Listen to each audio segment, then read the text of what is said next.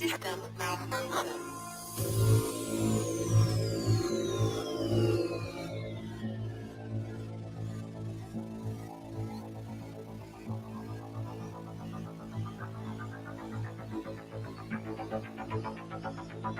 Welcome to the future.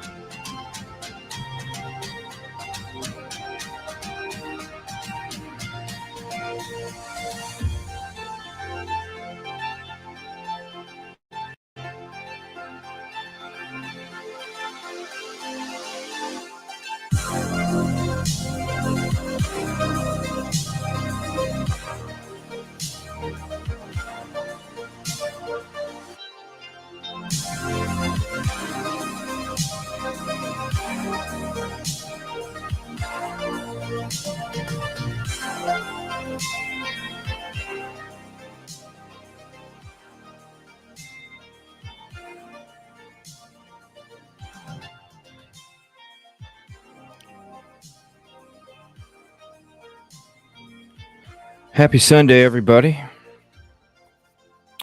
We got a lot to go into tonight. We got another call slash StreamYard interview conversation that we're going to go over.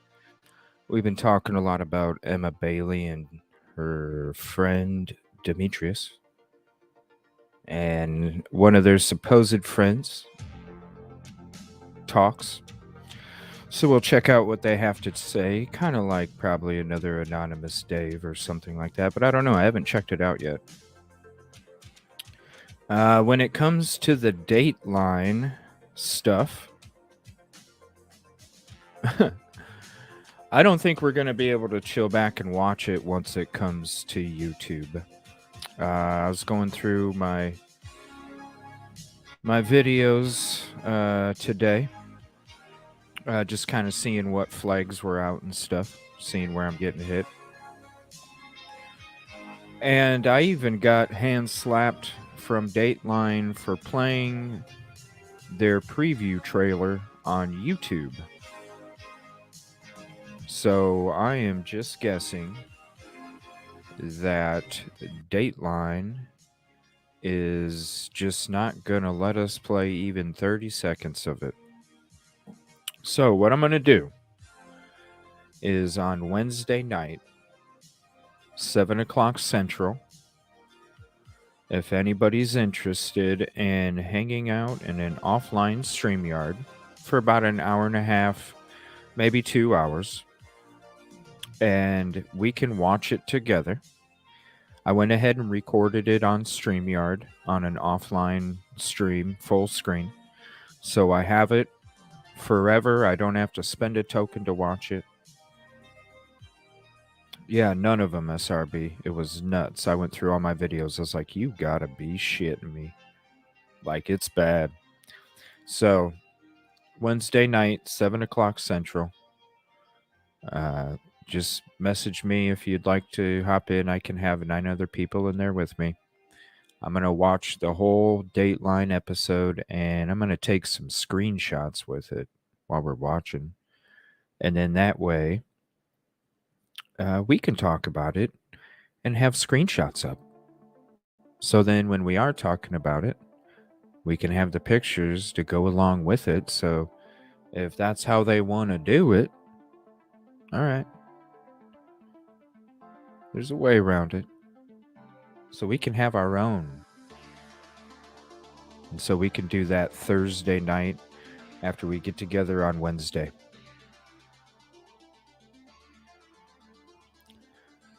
Yeah, I think it'll be pretty cool. Now, we can't play none of it, but as far as like you can't get in trouble for pictures, so in my mind, I was like, why don't we narrate the Dateline? Maybe what I can do or what we can do is maybe like certain individuals can take notes for certain parts of the show.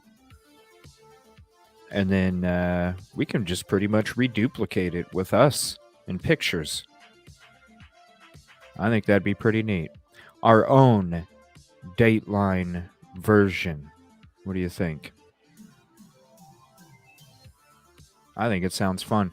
And honestly, I bet you there'd be a lot more people watching that. I would rather, because I was thinking, I'd rather sit back and watch somebody talk about it from beginning to end and have pictures. So then I was like, why don't I do that? I think that'd be pretty neat. Take notes. And then that way we can, hey, you know what, Dateline? If you ain't going to let none of us watch it, we'll just make another one.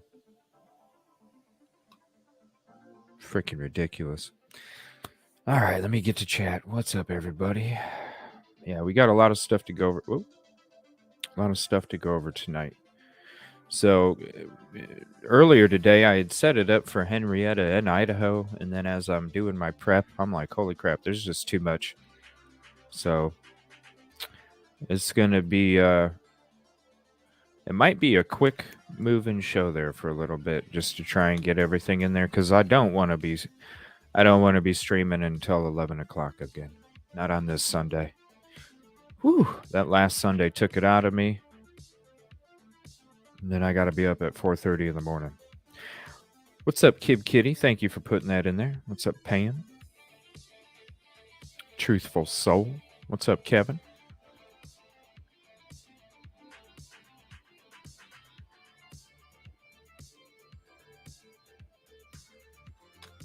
Nah, you just call them whatever their name is, out of respect for that person. That's all.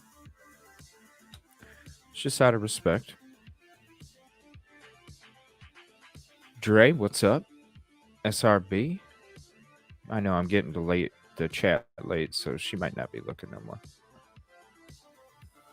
SRB needs a break. She's been doing a lot of work behind the scenes for the show. I appreciate it. Yeah, I was playing my cowboy game earlier. Some Fortnite, Star Wars Fortnite. Definitely sub to Grizz.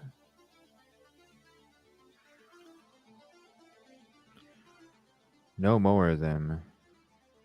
No more. No more. No more. Can't even play a frickin' preview, man. I was like, are you serious? I'm in trouble for playing a preview?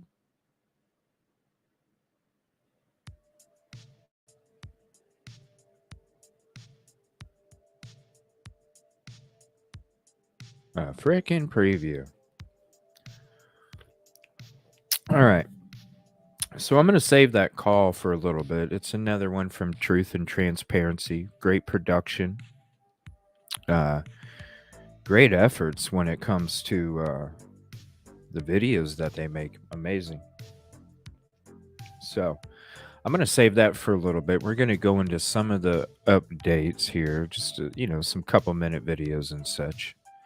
And then we're going to go ahead and get into it. Can't be dragging the show out crazy long, but there's so much.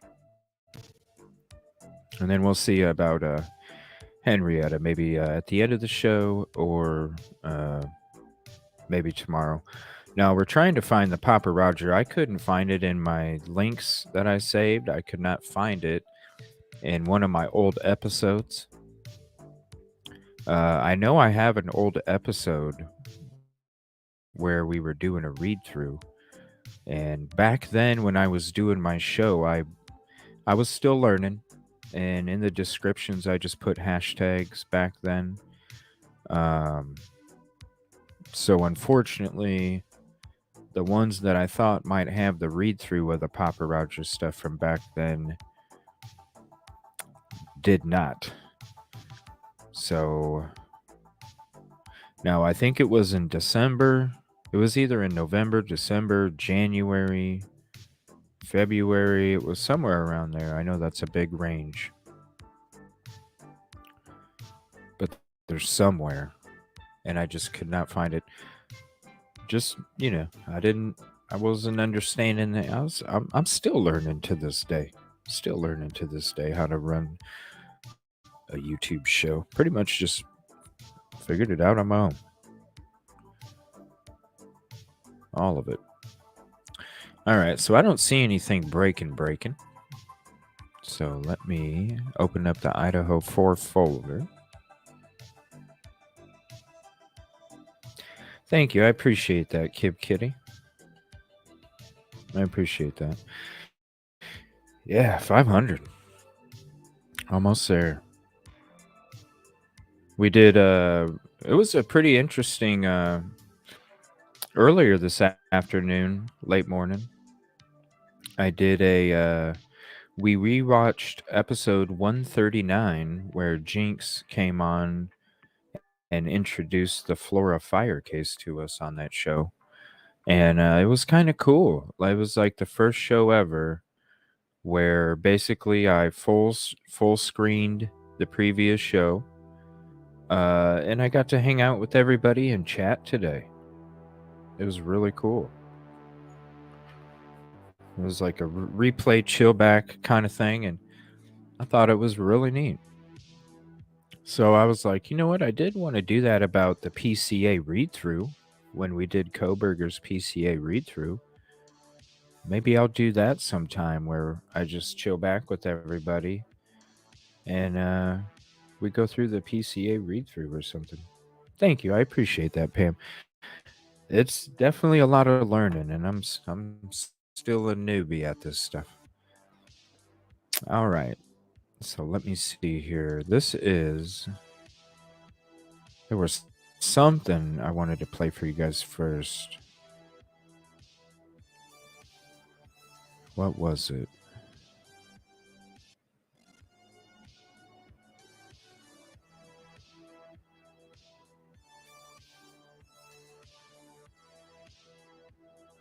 All right, I want to hear this. This is real harsh. We're going to start off with this, and I'll open up panel and everything too. I'm just going to go ahead and get the show going, though. This is real harsh. We do like watching his stuff. Give me 1 second.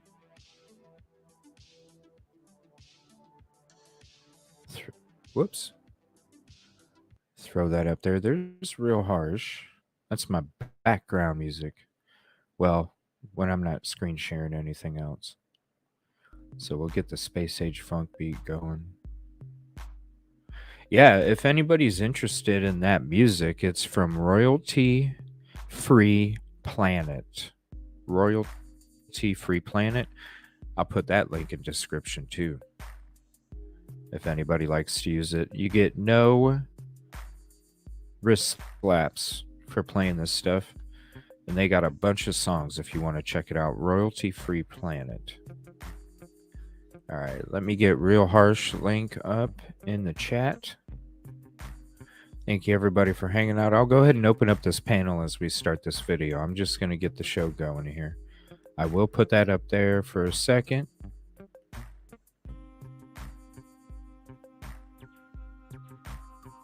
Yeah, I appreciate you hanging out earlier, everybody. I had forgotten a lot of that stuff already. Very interesting. Oh my gosh, you guys are crazy.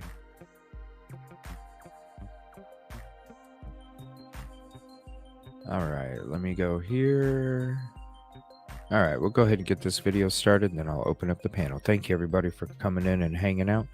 Please hit the like if you haven't yet, and let's get this baby going.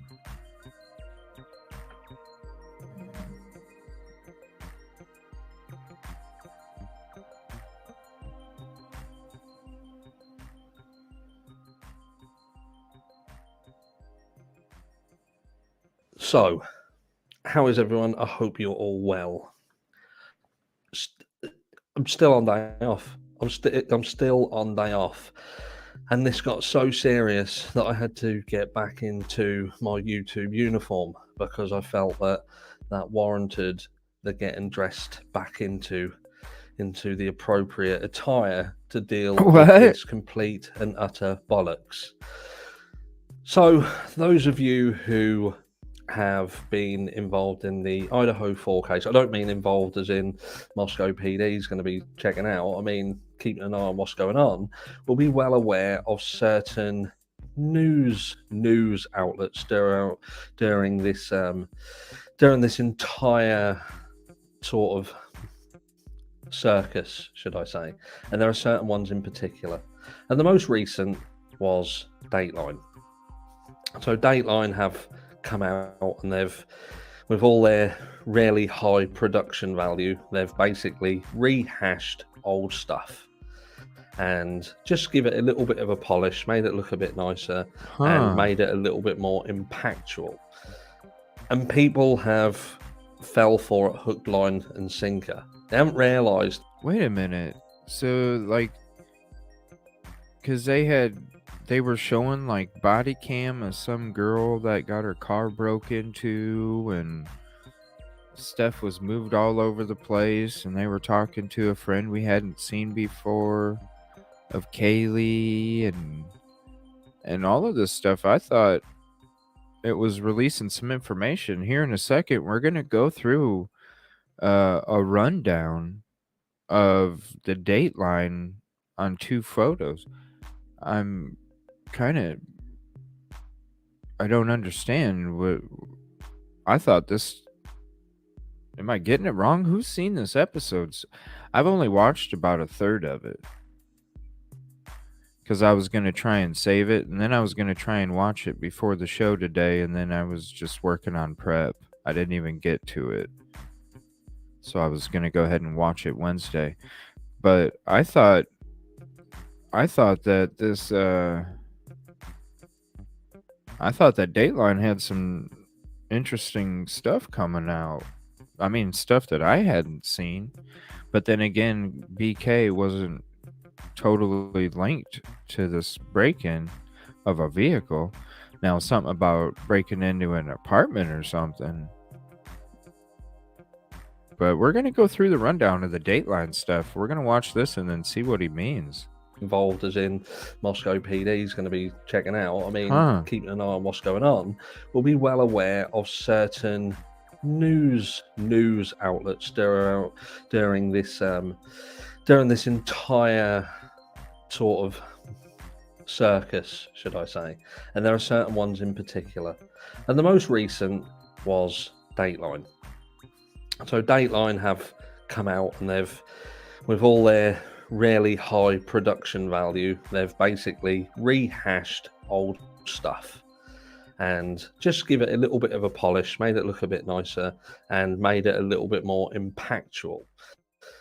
And people have fell for it hook, line, and sinker. They haven't realised that a lot of it is just over-embellished conjecture, and it's already been hashed to death. Everybody's just trying to get their piece of the pie.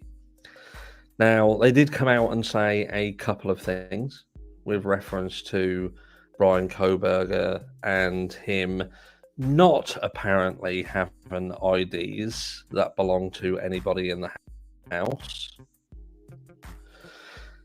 Now, you could argue, how do you know that? How do you truly know that?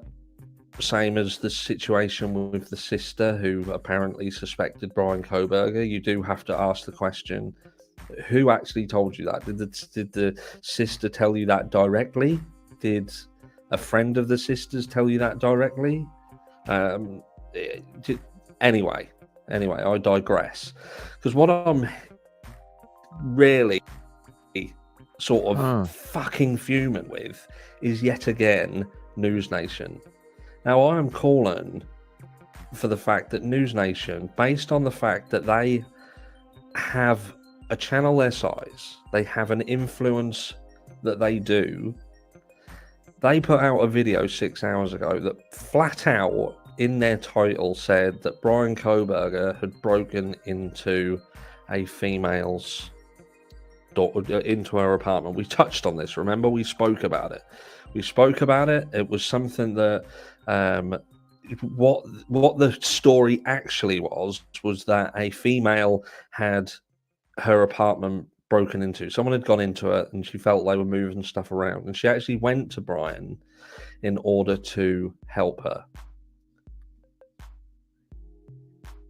You see where I'm going with this, don't you? So she goes to Brian for help and assistance, and he apparently sets up some surveillance for her so she can keep an eye on her property. Yeah, that is true. So in the event that she leaves, she knows that there's... News Nation twists that month.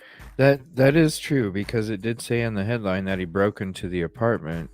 Just like, remember last night or the night before when I was talking about how with the Henrietta case, everybody,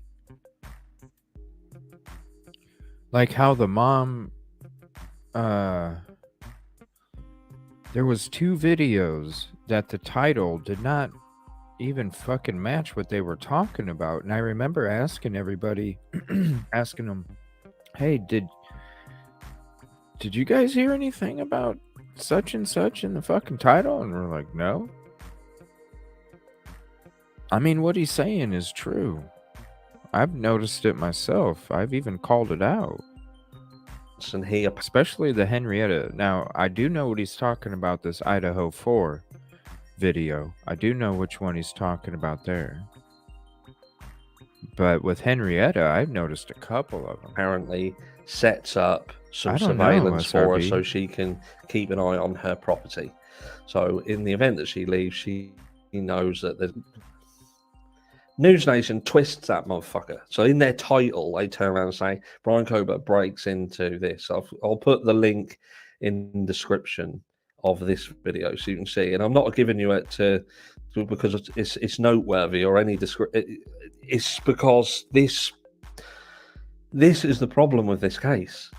This is the problem with this case because the first guest that then comes onto that video, who is ex-CIA or whatever, the first thing this person says is, well, let's say that we don't have anybody telling us this.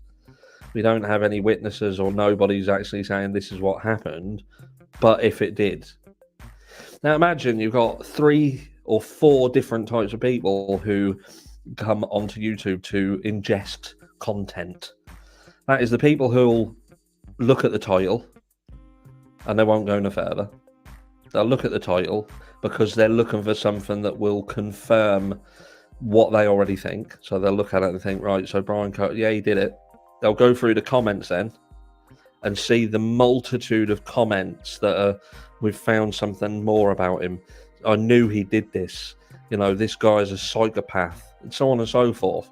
And they don't need to watch the video because the comment section has already smashed the fucking nail home.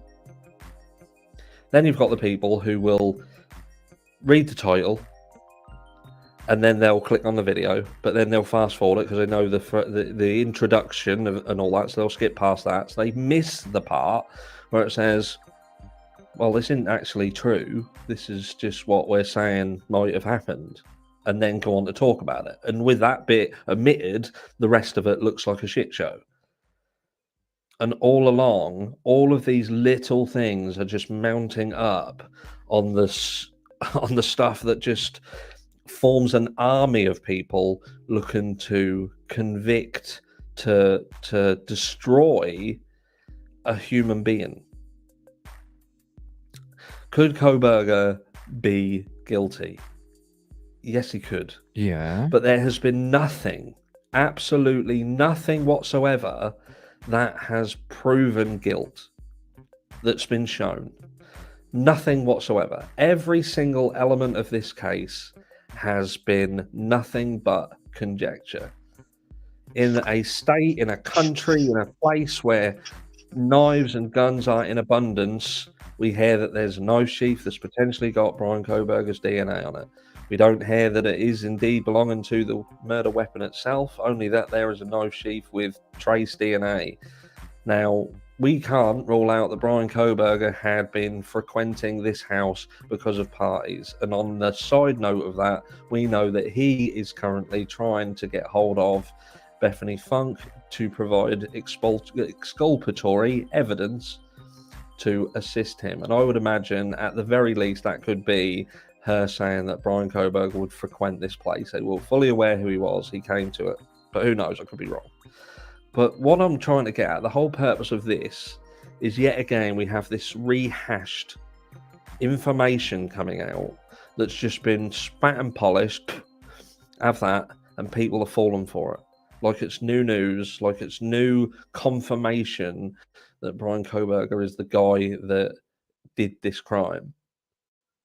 And I think many people have forgotten their way, have seriously forgotten their way. It doesn't take a lot to make monsters of normal people. And as much as you can turn around and call Brian Kohberger a monster for doing this crime when you do not know whether he did it or not, and you are only going off of lies, and that's it. News Nation are lying. They are lying in their titles. They are lying in their reports. They are liars. That title of that video, what they put out today, was disgusting. Absolutely disgusting. But the amount of people who fell for it was equally as disgusting. It's wrong. And the people who believe that kind of shit and utilize that to convict a man of a crime that he may or may not have committed, because at this stage, it don't matter to you. You're just as much of a monster as what he is. At this stage. Because who knows? He might be innocent. How would you feel then? That's very true.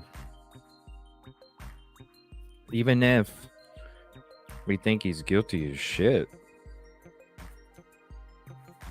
what if he is innocent?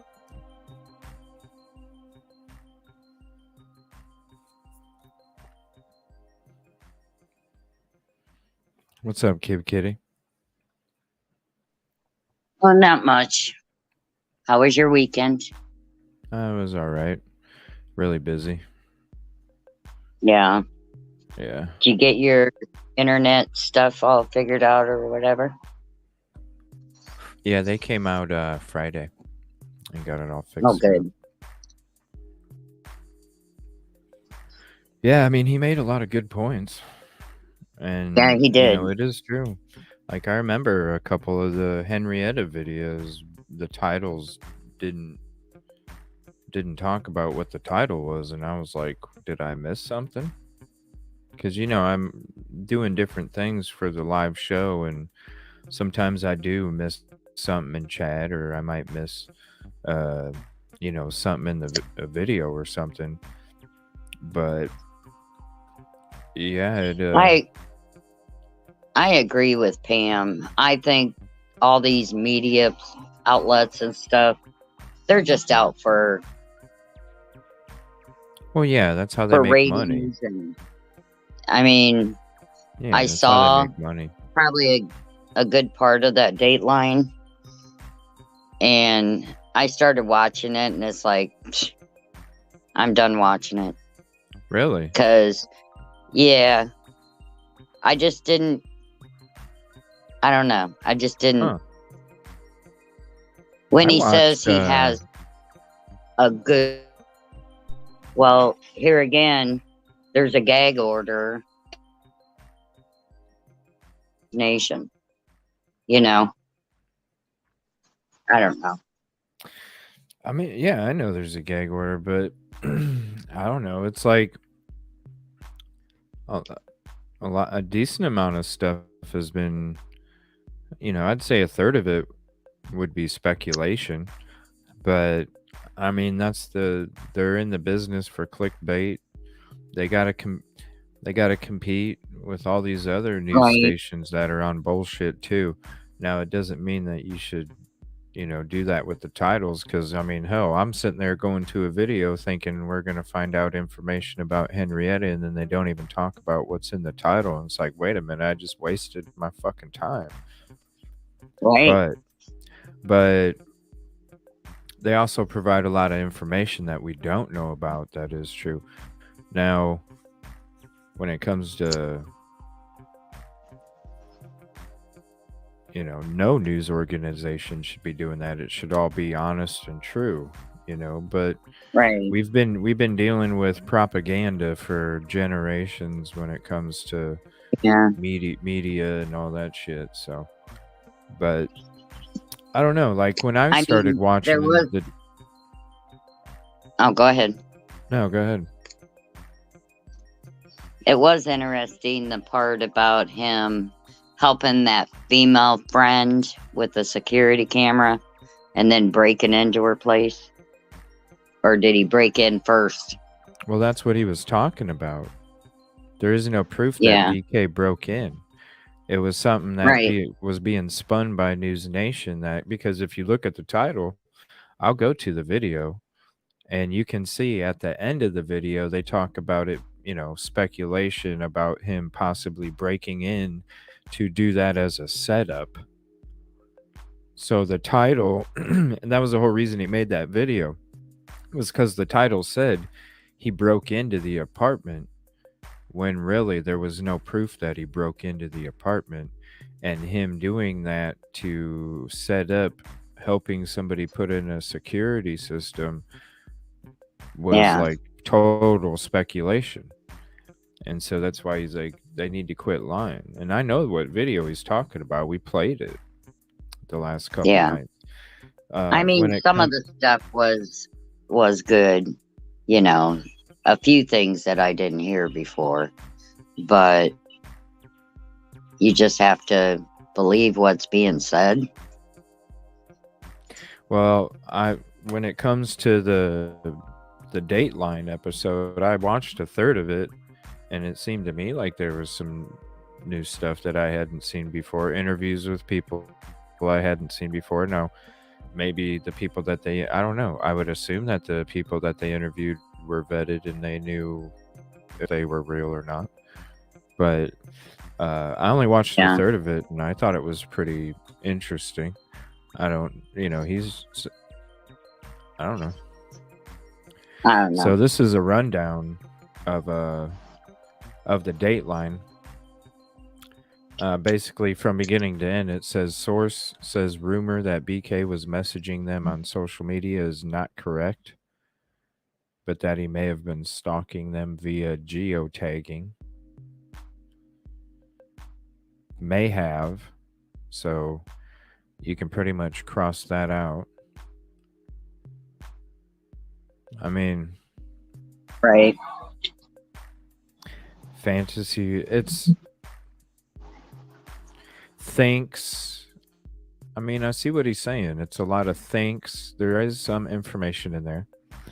Like, you know, him interviewing online for the internship at Pullman. But you got thinks, mention, you know, right here. It talks about that girl that her car was broken into. Yeah, I remember that. And the suitcase. Now, there was no proof that he did that. They even said that in the video. I mean, a lot of it, I can see what he's saying. Yeah. You know, a lot of stuff we already knew. DNA on the sheath was touch DNA.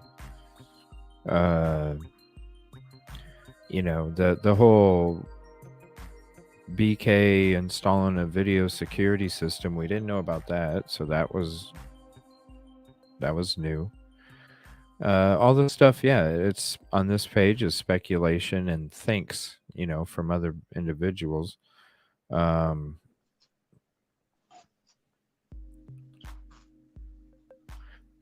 Now, they said investigators, not LE, are convinced that BK could have been PR based on PR's post about the sheath.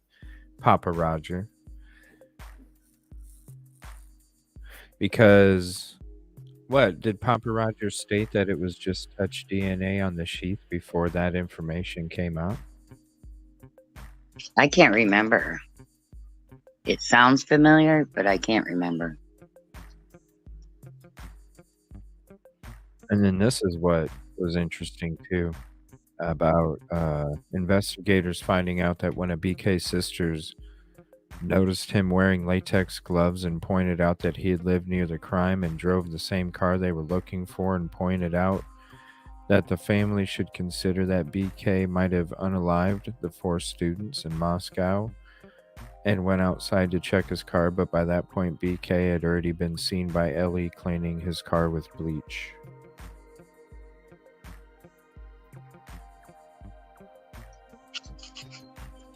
So, Harsh Reality was questioning this statement, though, that Ellie had found 2 IDs inside the parents' house.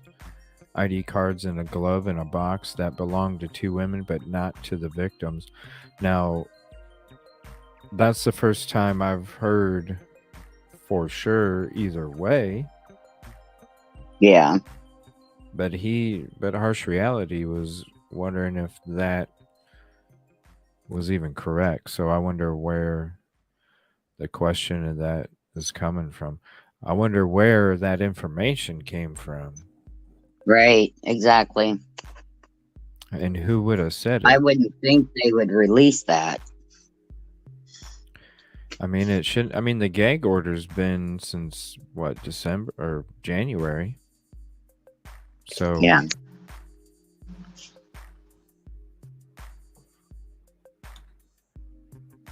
I'm just looking through the breaking news to see if there's something. Let me see. So Kohberger to be arraigned tomorrow. Now, Is that going to be... Now, is it live stream, or is it going to be on delay where... I heard it was going to be live. A limited... I'm hearing two things. Like 2 cameras is the limit, but there is audio too. With one person doing something. I don't know. But it's very limited. JLR is going to be there tomorrow for the arraignment or whatever. We turn now to his Rip the Nation. Inside or outside? He said inside. On delay. But my understanding, but I've heard live too. Yeah, I'm hearing 2 different things. Hearing delay and live. Or live and then delay. But Court TV is going to be in there, so you know something's going to be on Court TV. And I think local. I'm not sure, though. So maybe we'll find out more. This just came out a minute ago talking about the arraignment tomorrow.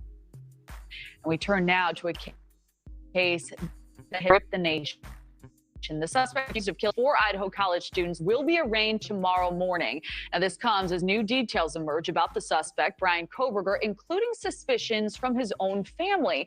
His sister allegedly noticed him wearing gloves during the time of the killing. She even questioned her father about her brother's possible involvement, according to a Dateline report. And that same report claims that Kohberger purchased the knife and sheath used in the murders from Amazon.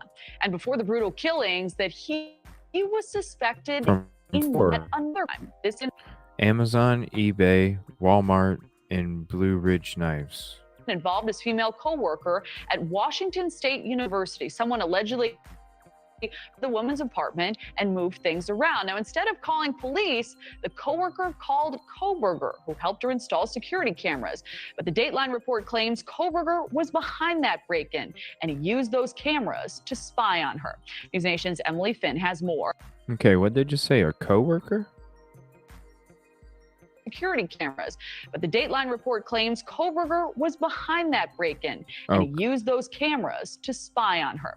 News Nation's Emily Finn has more on what we can expect to see from Kohberger. So Dateline's the one that made that claim, is what they're saying. Yes. Yeah. So... who helped her install security cameras. But the Dateline report claims Kohberger was behind that break-in. The Dateline and he used report. those cameras to spy on her. News Nation's Emily Finn has more. So Dateline's the one that came out with it first, and then News Nation was just reporting on what Dateline was reporting on, and that's pretty much what we do, you know? Yeah. So, okay. On what we can expect to see from Kohberger in court. Emily, thanks for being here. Thanks, Kelly. Yes, that's right. Kohberger will be arraigned tomorrow in the Latah County courts. He's expected to enter a plea for the 5 charges against him. That's 4 counts of first-degree murder and 1 count of burglary. It's the first time he'll be back in court since his initial appearance right after he was arrested for allegedly killing 4 University of Idaho students. Madison Mogan, Kaylee Gonsalves, Xana Kernodle, and Ethan Chapin were all stabbed to death in their apartment near the college campus last November. About a month later, Kohberger was arrested at his parents' home in Pennsylvania. Right, Pam? After being extradited back to Idaho in January, he's been sitting in jail ever since. Last Tuesday, a grand jury indicted Kohberger on all charges, which eliminates his June preliminary hearing, essentially speeding up the court proceedings here, Kelly. Now, investigators linked Kohberger to the crime scene through DNA evidence found on that leather knife sheath left behind at the victim's apartment. News Nation contributor Tracy Walder joined us last night, saying that it's likely Kohberger will still plead not guilty despite all of his damning evidence against him. I am not sure that this will be the tipping point for him to change his plea. Look, would I love for him to plead guilty and for all of this to just be done, over with, and move along? I absolutely would. But I am not certain that death penalty will be offered in terms of a plea deal to be taken off the table here. And so I do think it's unlikely that he will change his plea.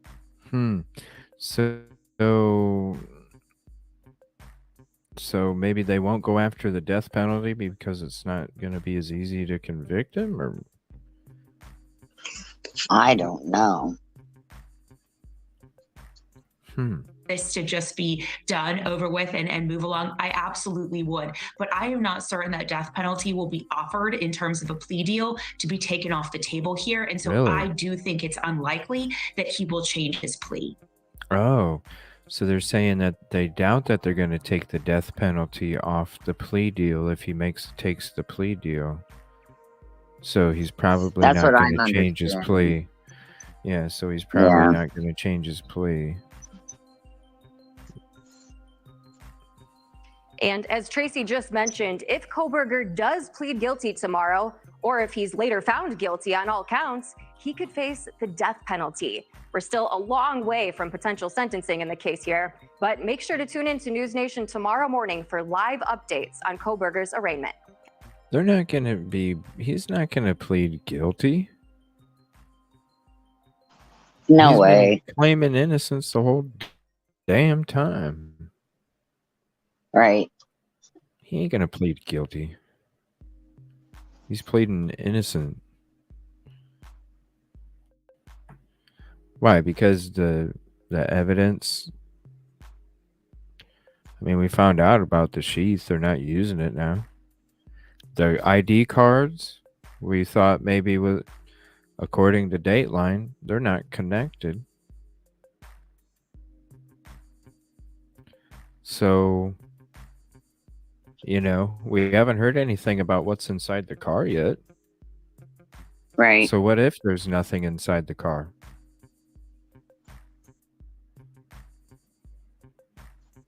We're just going to have to wait till the trial starts, I guess, But to I hear mean, everything. if the sheath isn't being used, if the cell phone pings are already sketchy, just because you come by in the area 12 times, you could have been going to a friend's house. We heard what the experts said in the Vallow case. Well, they did say that one of the 12 pings was close enough to the house to get their on their Wi-Fi. I don't know who said that. I mean, I've heard it before, but was that a friend? I mean, and maybe it could. Who says that hell, you heard Enon lived right by him. Well, I mean, that was right there. That was Kaylee's dad that said that. He Was heard it? that. Yeah. He heard it. Yeah. Well, he heard it. It's just hearsay at that point. Right. Right. So Steve said it. Where did he say he heard it from, or did he know firsthand? Because that's a pretty. I don't remember.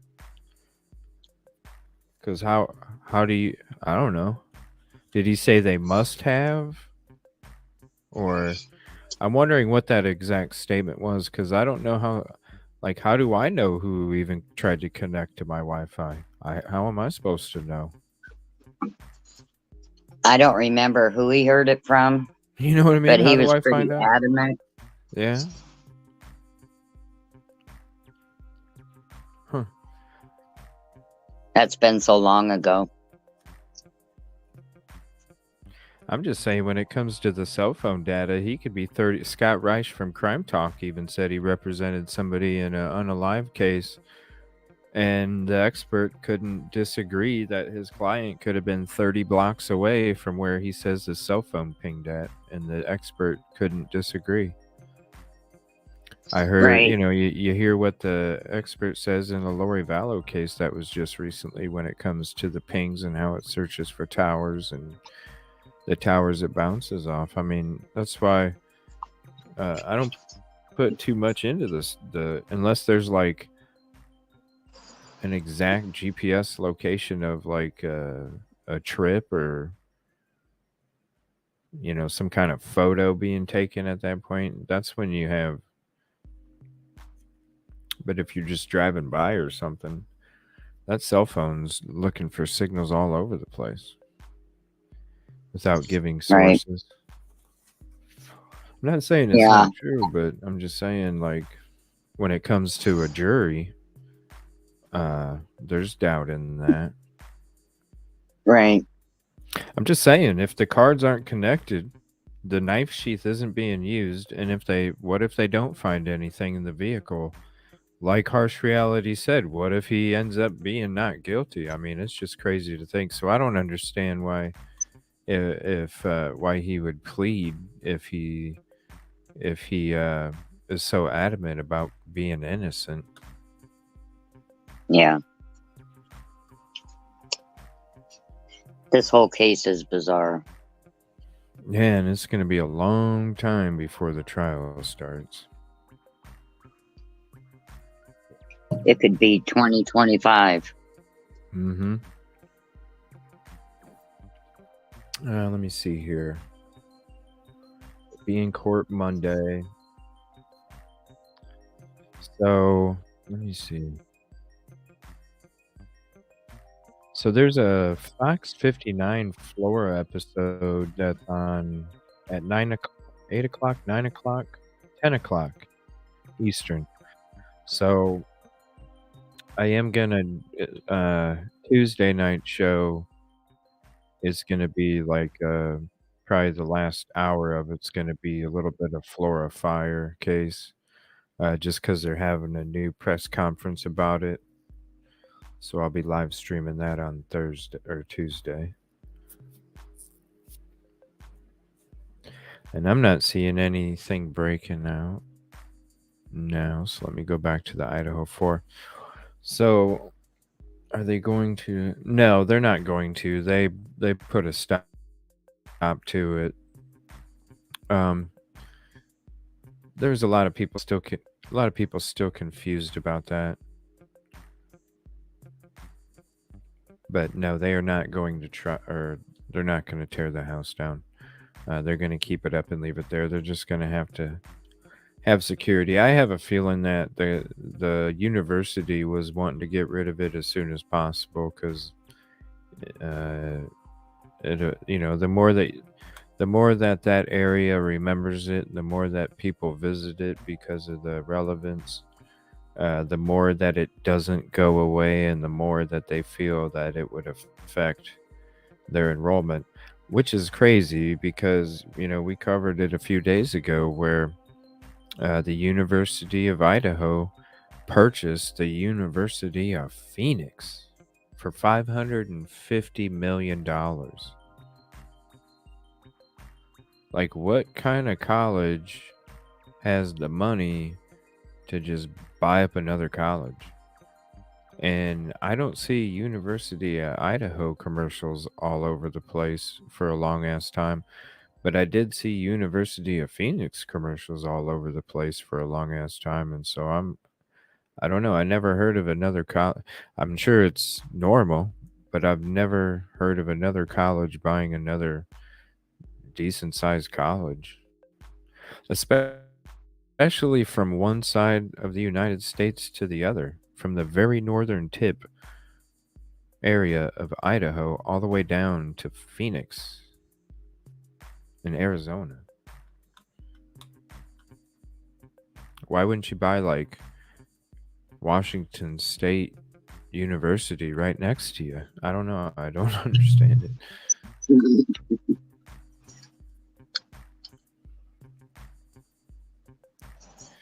Okay, University of Idaho murders, a timeline, case of interest. So this came out from, I don't know, this local news station, WNEP.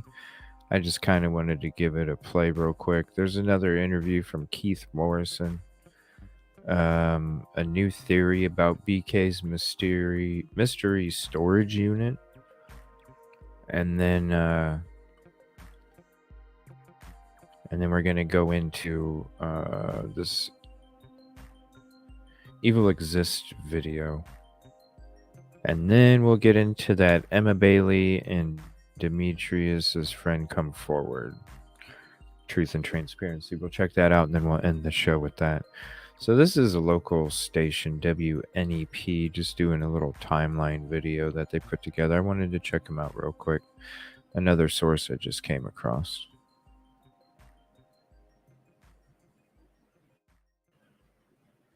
Good evening, and thank you for joining us. I'm Chelsea Strube. Tomorrow, the Monroe County native accused of stabbing 4 University of Idaho students to death will be arraigned. Brian Kohberger was indicted by a grand jury for those murders last week. The grand jury met in secret, choosing to indict him on 4 counts of degree murder and 1 count of burglary. He was originally scheduled to be in court for a preliminary hearing next month, but a grand jury indictment expedites that process and helps the prosecution keep its evidence private.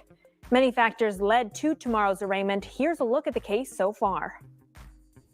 4 University of Idaho students were found stabbed to death in an off-campus home in Moscow, Idaho on the morning of Sunday, November 13th. The victims, 20-year-old Ethan Chapin, 21-year-old Kaylee Gonsalves, 20-year-old Xana Kernodle, and 21-year-old Madison Maddie Mogan. The case soon garnered national attention as the mystery unfolded. Hundreds of thousands of tips started pouring into the Moscow Police Department, and investigators started combing through hours and hours of video. Time passed, students returned to campus, and no arrests were made. Steve Gonsalves, Kaylee's father, expressed frustration with the Moscow police for a lack of communication. You can't imagine sending your girl to college and then they come back in an urn. Then a slight break in the case. Detectives announced they needed help locating a white 2011 to 2020 Elantra that was spotted near the murder scene. A few weeks later, on the morning of December 30th, an arrest was made. 28-year-old Brian Kohberger was taken into custody at his family's home in the Indian Mountain Lakes community near Albrightsville. Police say Kohberger owns a white Hyundai Elantra like the one on surveillance video around the time of the murders. Kohberger returned to Moscow. A few days after his arrest, Kohberger appeared in Monroe court. He agreed to be extradited back to Idaho to face charges. His public defender, Jason Labar, told Newswatch 16 at the time that Kohberger was eager to be extradited so he could be exonerated of the charges against him. After he returned to Idaho, he appeared in court for a status hearing. It was a procedural step in which Kohberger waived his right to a speedy preliminary hearing. Then the probable cause affidavit was unsealed. According to the affidavit, investigators linked Kohberger to the crimes, finding a leather knife sheath laying next to the victim, Madison Mogan. The sheath had male DNA on it. Authorities then linked that DNA to Brian Kohberger after police recovered trash from the Kohberger family home in Chestnut Hill Township. According to investigators, one of the surviving roommates told police she opened her bedroom door after she heard crying. She told investigators she saw a figure clad in black clothing and a mask walking towards her before the man turned and walked towards a glass sliding door. Fast forward to last week. It was revealed that a grand jury in Idaho had been working in secret on an indictment against Kohberger. He was indicted on 4 counts of first-degree murder and 1 count burglary. This grand jury indictment is a step in the court process and allows prosecutors to keep much of their evidence secret. The public doesn't see it, whether that is an effort to tamp down some of the public interest in the case. It could be whether it is simply from a time and effort perspective more efficient, whether it is a matter that from a perspective of the prosecution not wanting the defendant to have a crack at some of their witnesses. There's a lot of different reasons that the prosecutor can use this tool. Kohberger is said to be arraigned Monday in Idaho, at which time he's expected to enter a plea. You can read and watch all of our coverage on the University of Idaho murders and the connection to our area at WNE.com. You can also find the latest episode of our web series, Case of Interest Kohberger, on our website or on the free WNEP Gosh, this is app. being so buggy. My gosh. And then I couldn't even pause it. Oh my gosh. Man. I have a question. Do you guys want to hear? So we're going to listen to the one phone call about Emma Bailey and Dee's friend. Do you guys want to hear that hidden... What was it? Hidden SRB, Hidden True Crime, that had Enon on there that you sent me a link to? I'm trying to find it. I think that was about 45 minutes or something. I could have swore I had it. When was that? I'm not seeing it in my Idaho 4.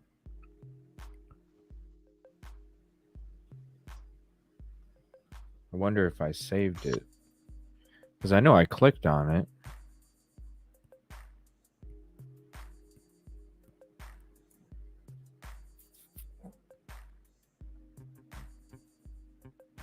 Hopefully it won't play. Let me just back up a little bit.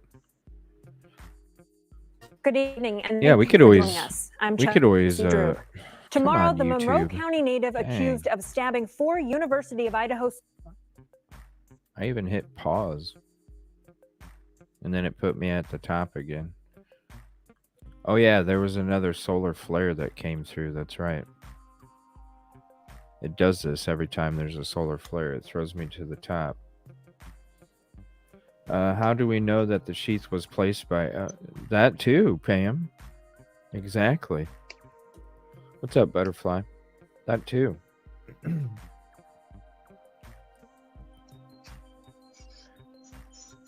Yeah, I'm not sure where we had that either. Let me... I'm kind of looking for it right now. I'm going to play this one from Keith Morrison talking about that. And then we'll go ahead and get into these other, because it's going to be about 2 hours and something for both of these conversations. So let me go ahead and get this. I'm going to try and find the Enon one. I'd actually like to hear that one first, honestly. Of you just finished watching NBC's Dateline special on the Moscow murders, the killing on King Road, they called it. Well, we were watching alongside. Refresh. Jeez, that shit is pixely as hell. I can't remember. You just finished watching NBC's Dateline special on the Moscow murders, the killings Look at on this. Look King at how Road, buggy they this called shit it. is. Well, we were watching alongside you, gaining more insight into Brian Kohberger, the suspect in the Moscow murders. Today, Dateline's Keith Morrison talked with KTVB about the special, and they're reporting to uncover this new information. News Channel 7's Jude Binkley joins us with what Keith talked about. Jude.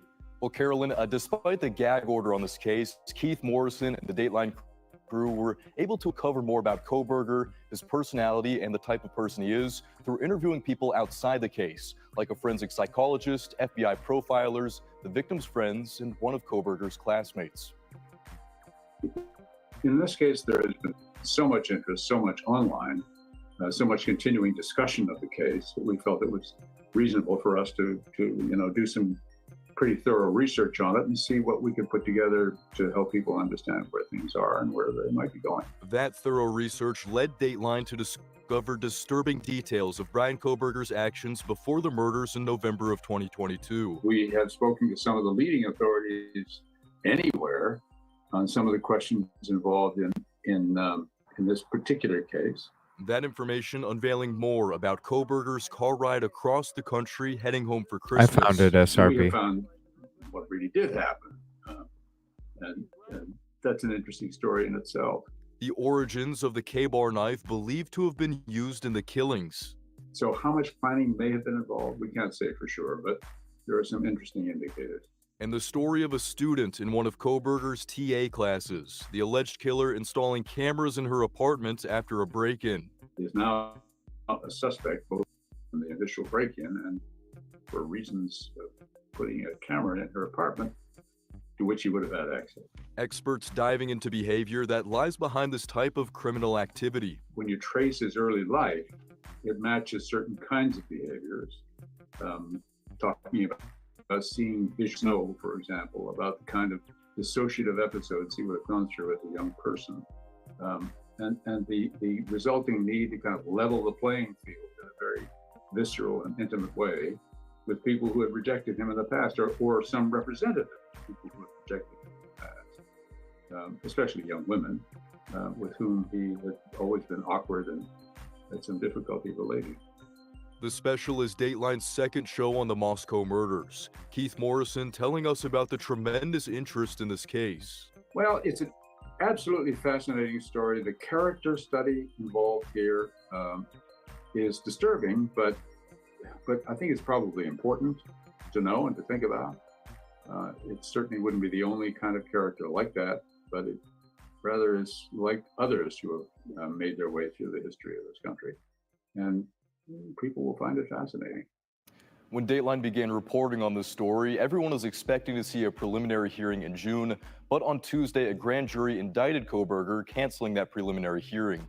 Keith told us this was no surprise. Defense attorneys around the state said they expected this to happen, and this didn't really change their story, despite it happening days before the special aired. They just had to really change bits and pieces of the Dateline special. Kohberger will appear for arraignment Monday morning.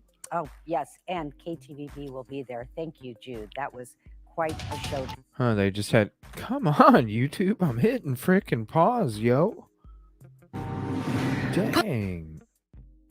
This is one I want to get into on another episode. And they got Court TV analyzing BK's body language.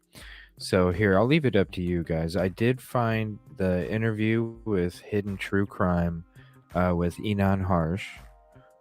We can watch that.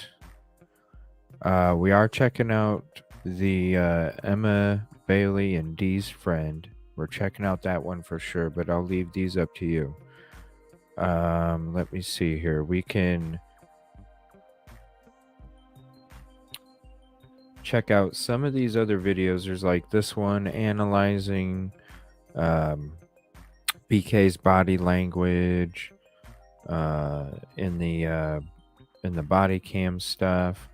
There's other like decent videos, decent long, I mean, that we could check out when it comes to different information for this case.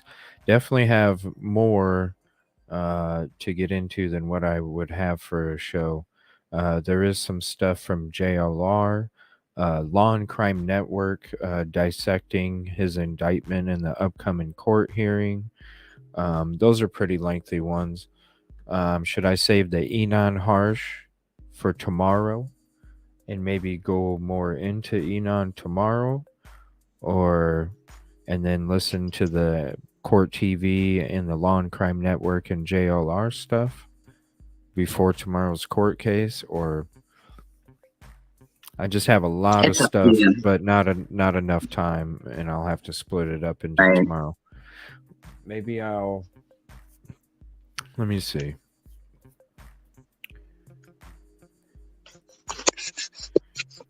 Maybe what I'll do is I'll do the Law and Crime and the Court TV stuff since court's tomorrow. Okay. And then tomorrow night, and we'll still listen to the phone, or not the phone call, but the Truth and Transparency one for sure. Then maybe tomorrow night we'll do Enon and then something else that we can include with tomorrow night's episode. I'm sure we'll have info on the court thing tomorrow too that we can talk about. Yeah, we can talk about that first and then end it with Enon. Yeah, that's what we'll do. So we'll do Idaho 4 again tomorrow night. Okay. We'll do that. Let me let's go ahead and check out the analyzing. Where's that at? It's right here. Let's go ahead and check this one out. This is Court TV. Let me get the link for him. And then we'll see. Whoa.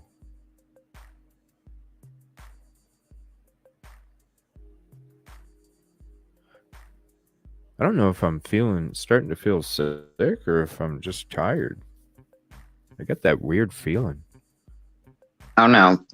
I got that weird feeling. I don't know, it's that weird feeling. All right, I'm going to go ahead and play this here. Analyzing Brian Kohberger's language. If anybody would like to hop in the panel, just let me know.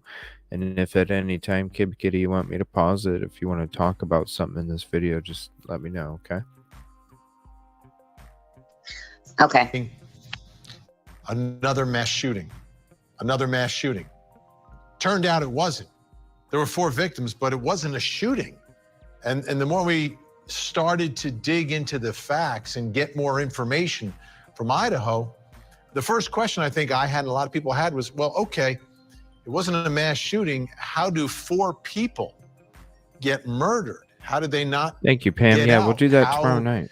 How many people were responsible for this? We'll just get into Enon tomorrow night. I'll already go ahead and make a title. And then when we learned a little bit more about the timing, it's the middle of the night. Some of it started to make some sense, that people are sleeping and, someone can sneak in and it can happen. Then when we thought again, 4 victims, why? Why this house? Why these 4 students? Was one of them being targeted and the others were just there? Was it everyone? Was it random? Was it someone they knew? All these questions surrounding the simple fact that it was 4 victims in this case. Then we all headed out to Idaho and we got to see the house where this all took place. Brutal murder scene. Every description that we've heard, absolutely brutal what happened inside that house. And when you look at the scene, you're wondering, okay, you look at the house. We'll just check out part of this too. I'm going to go ahead and skip ahead here. Will go to trial unless this defendant just pleads guilty to the charges. I'll put the link which we doubt. In the chat if you'd like to watch the full episode. So Chanley Painter tonight takes us back to the scene of the crime, the investigation, to get a little more information about what we know about this accused killer the night of the murders. The probable cause affidavit in the case against the accused killer of 4 University of Idaho students pieces together the movements of the suspect vehicle and coordinating cell phone location data beginning in the early morning hours of November 13th. At 2:42 a.m., the affidavit alleges that Brian Kohberger's phone places him likely at his apartment on the WSU campus where he was a PhD student studying and teaching criminology. At 2:44 a.m., Kohberger's vehicle and cell phone are on the move. Police say his white Hyundai Elantra is spotted on WSU surveillance cameras traveling north on Nevada Street at Stadium Way. See, and that's according to the affidavit, right, it was here in this area. See, that's the Google right there. Because that driveway right there leads up into that building. I'm going to show you guys real quick, give you a better view.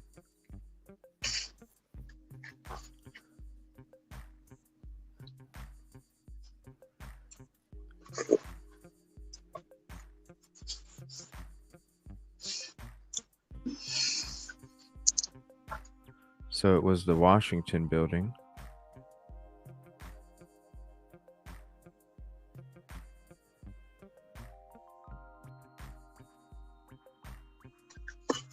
Is that one that got him on camera that time? Yeah, right here. This is when we went to the Google. When we went to the Google images, yeah, this is, see that building right there? It's got a camera on it. It's got a camera on it. And so if you're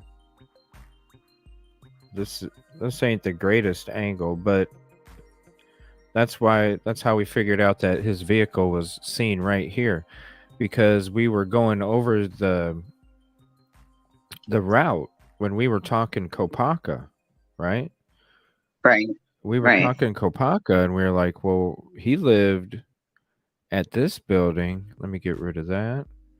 He lived at this building, so if BK was going to Kopaka's from Steptoe all the way down to Coffee House, he literally goes, this is the building, the Washington building, services at WSU, Counseling and Health Services here. This is the building that caught him on Stadium Way in Nevada Street right here where my mouse is. Oh, that's right. Yeah, that's where Kopaka lives. And so his vehicle was caught on surveillance right there. So it makes you wonder if Kopaka really was part of it, because that is the location of the area that they are talking about there on that court TV. It's nice to know that I was guessing correct. Right. Let me see. Let me flip back to this video here.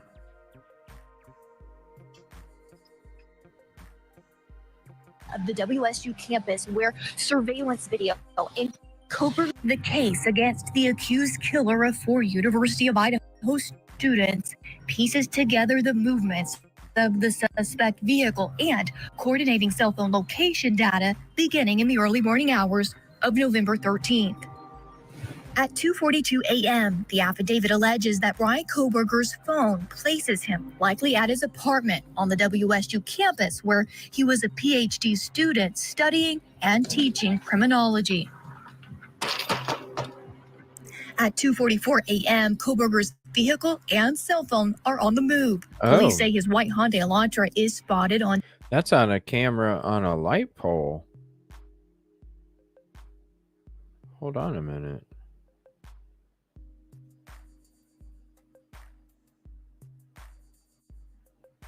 What's up, Cherry? There it is right there.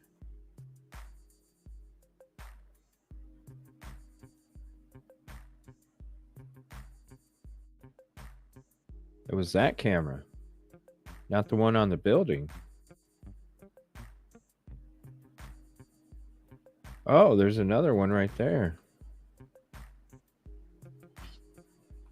So it could have been that camera. She's standing right here. She's standing right here. So maybe it was this camera right here, because this one's pointed this way. And then this one is pointed the other direction. So you got 2 cameras right there. Whoa. What happened? September 2018. What?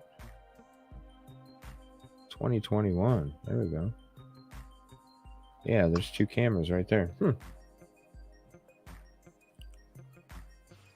At 2:44.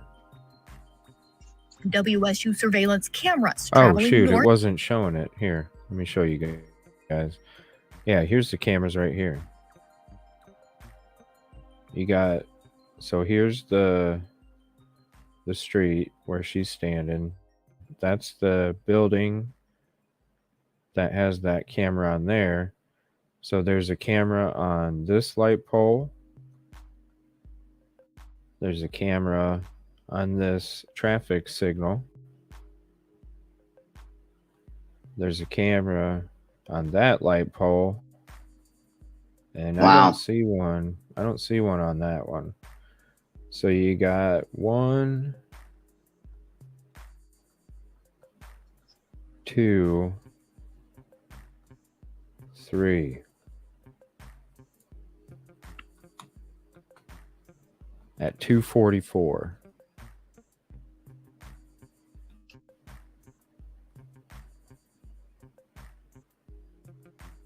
If he's so smart, why didn't he think about that? Left his phone at home. PhD student studying and teaching criminology. What he should have did. At 2:44 a.m., Kohberger's vehicle and cell phone are on the move. Police say his white Hyundai Elantra is spotted on WSU surveillance cameras traveling north on Nevada Street at Stadium Way.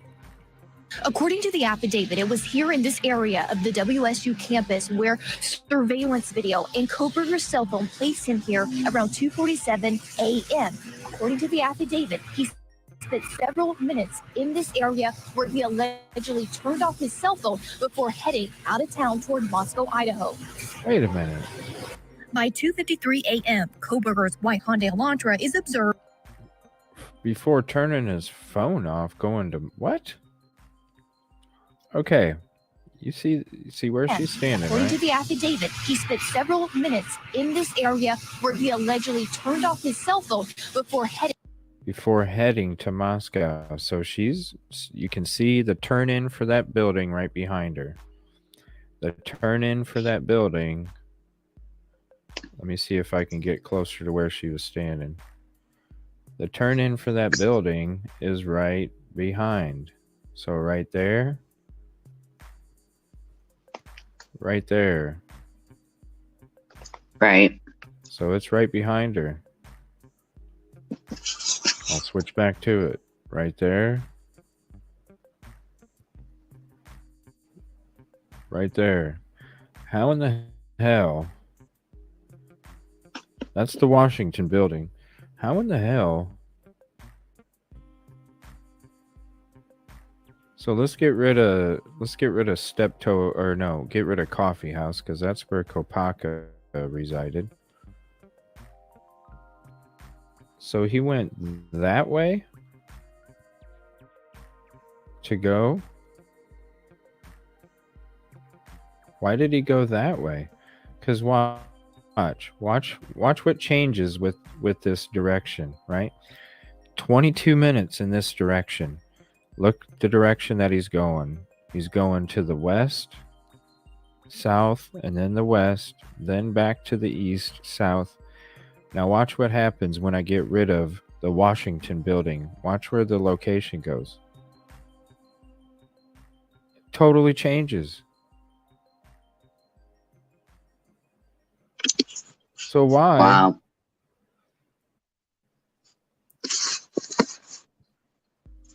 So why are you going this way? Why does it keep popping up? Why are you going that way? Why wouldn't you just go this way?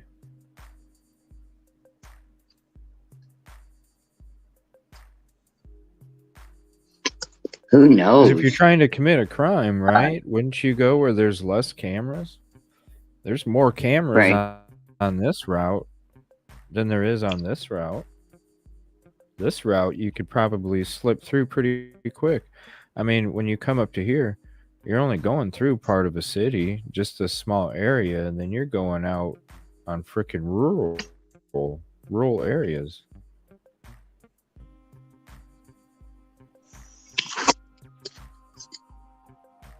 I mean, look at all that. That's just rural, all the way until you get to Moscow. I don't know. That's weird to me.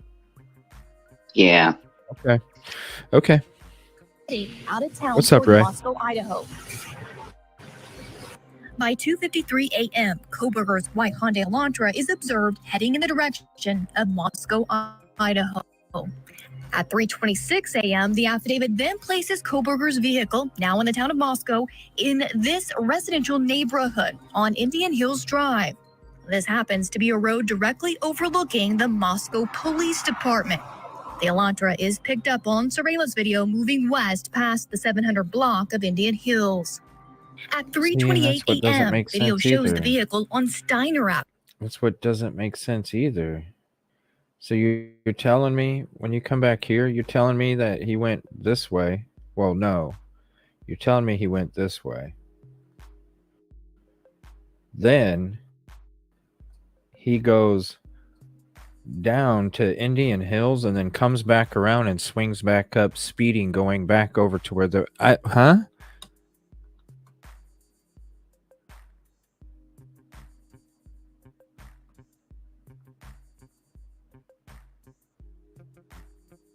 Out of town toward Moscow, Idaho. By 2:53 a.m., Kohberger's white Hyundai Elantra is observed heading in the direction of Moscow, Idaho. At 3:26 a.m., the affidavit then places Kohberger's vehicle, now in the town of Moscow, in this residential neighborhood on Indian Hills Drive. This happens to be a road directly overlooking the Moscow Police Department. The Elantra is picked up on surveillance video. 700 Indian Hills Road. Give me 1 second.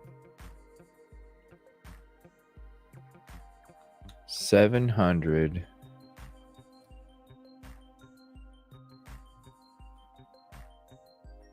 Indian Hills Road.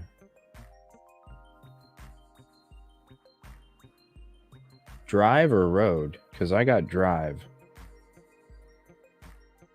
I'm not seeing a road. It's a drive. 700 Indian Hills Drive. Not road. So you're telling me.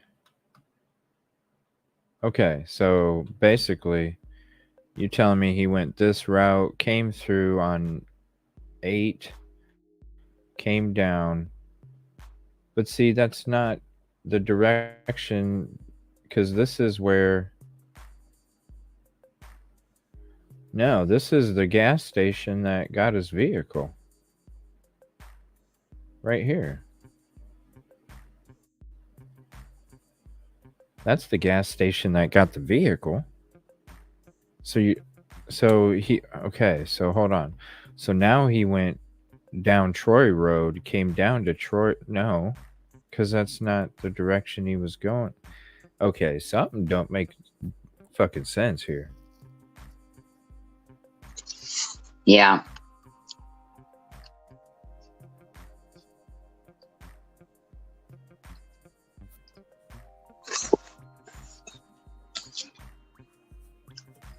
I don't know. Something don't make sense.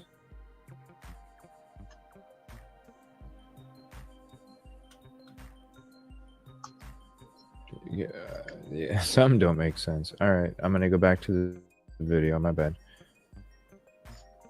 Moving west past the 700 block of Indian Hills. I'll have to get into that. At 3:28 a.m., video shows the vehicle on Steiner Avenue at Highway 95 as it made its way towards the King Road neighborhood where the victims lived. Then from 3:29 a.m. to 4:20 a.m., the suspect vehicle, the white Hyundai Elantra, is observed multiple times on video passing by 1122 King Road during the alleged time of the murders before being seen on video speeding away on Walenta Drive. The probable cause affidavit states that the car likely exited the neighborhood at Palouse River Drive and Conestoga Drive, a road that eventually leads to Pullman, Washington. About 2 hours after he allegedly turned off his cell phone, This is a good police say episode. Kohberger turned it back on here near Blaine, Idaho. It's about 10 to 15 minutes south of Moscow, a rural community off Highway 95, and it has its own cell tower. According to the affidavit, from 4:50 a.m. to 5:26 a.m., Kohberger's phone movements show him allegedly moving south towards Genesee, Idaho, and west towards Uniontown, Washington. Kohberger may have taken a well-known back road called Thorn Creek Road at this point in his route towards his apartment.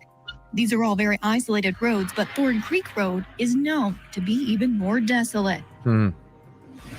Police allege Kohberger eventually made his drive back into Pullman, Washington from the quiet road of Johnson, where his vehicle was picked up on this security camera, the first time a camera captured his Hyundai after the murders were committed. I'm gonna map. By 5:30 a.m., I'm gonna police map all this tracked out the on movements Google. of Kohberger's cell phone and vehicle back to his apartment. We're gonna go. All right, we're going to take you inside the. I'm gonna map all those out on Google, and we're gonna go into that tomorrow night too. The video surveillance compared to his route. Like, what the hell? We're gonna figure out that damn route if some. I'm sure somebody has already, but I haven't seen. And if somebody does have a link, let me know, and we'll an actual fucking with Google and shit, man. Somebody that won't, because I know there's people out there that don't let you use their shit, but I don't know, something don't make any sense. So there's the link to that video if you want to check it out, and maybe we can go into it tomorrow night. Something doesn't make sense to me. All right, I'm going to go ahead and switch it to... Whoa. Oh, YouTube, come on. I'm going to go ahead and switch it to this truth and transparency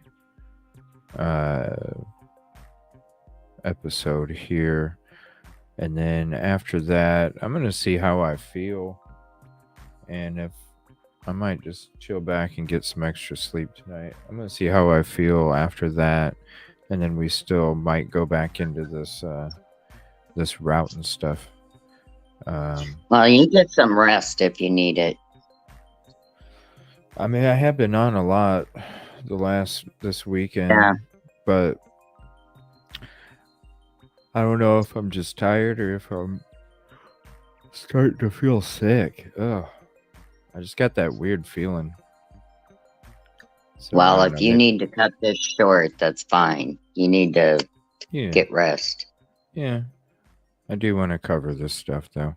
I am definitely going to do this truth and transparency one. I'm just going to get it ready here. I don't know. Does anybody know of any... Plus, I haven't been able to find Papa Rogers' post, whether it's been in the links that I saved or... I know it's on one of my old episodes. I just couldn't find it. And there's so many that we talked about BK. So it was during a time in my show when I really didn't. I still don't even know how to really do the titles. But back then I was just doing hashtags in the title. There was really no like description kind of stuff that I do now. It was just a learning process. But so unfortunately, I have no idea. I tried looking through the ones that I could see or think that they might be. I know I had a Reddit one in one of the descriptions, but that wasn't... I have the inside looking stuff still. I just can't find the Papa Rogers. So if anybody has that link or can find that link to Papa Rogers' post, I'd definitely like to read through those again. And yeah, we'll check out some of that Enon stuff. And thank you for looking up some of those, Pam. I appreciate it. We'll get into that tomorrow night. We'll get into the arraignment stuff tomorrow. And then I'm either going to get into these routes here. If anybody has any links for somebody that did something on the routes compared to, how is it even... How would his trip have to have gone in order to hit all that stuff that way? When we started, I'm starting to map it out, and I'm just like, how in the hell? Where in the fuck did he drive? How? Right. What's up, Reba? Yeah, the route just I don't know. I'm just confused. So Yeah, I'm definitely going to check out that Court TV video again.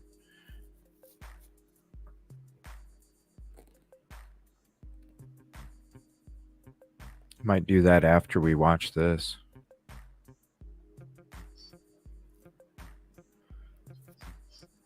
Thank you. I appreciate... Yeah, if anybody has I can't remember. I did remember going over something a while back. It might have been Drunk Turkey Show, I think. But I do remember going over something a while back, and shit just... I don't know. It just don't make any sense. By the time I'm done cooking, I don't want to eat. You get full on the smell, right? Yeah, it's just confusing. It's just confusing. All right, so we might go back into that after this Emma and Dee's friends speaking out video. We might go back over it. So I sent the link out for this video if you'd like to check it out. Timestamp is from 4 something to 8 something in this video. All right, so this is Truth and Transparency. Great production. They need to be in Hollywood. Here's the link. I know everybody here in the channel's sub to them. But if you're not, please do. I always enjoy their content. And it's like watching a movie at the theater when you're watching their productions. All right, so this is Emma Bailey and D. Friend Come Forward.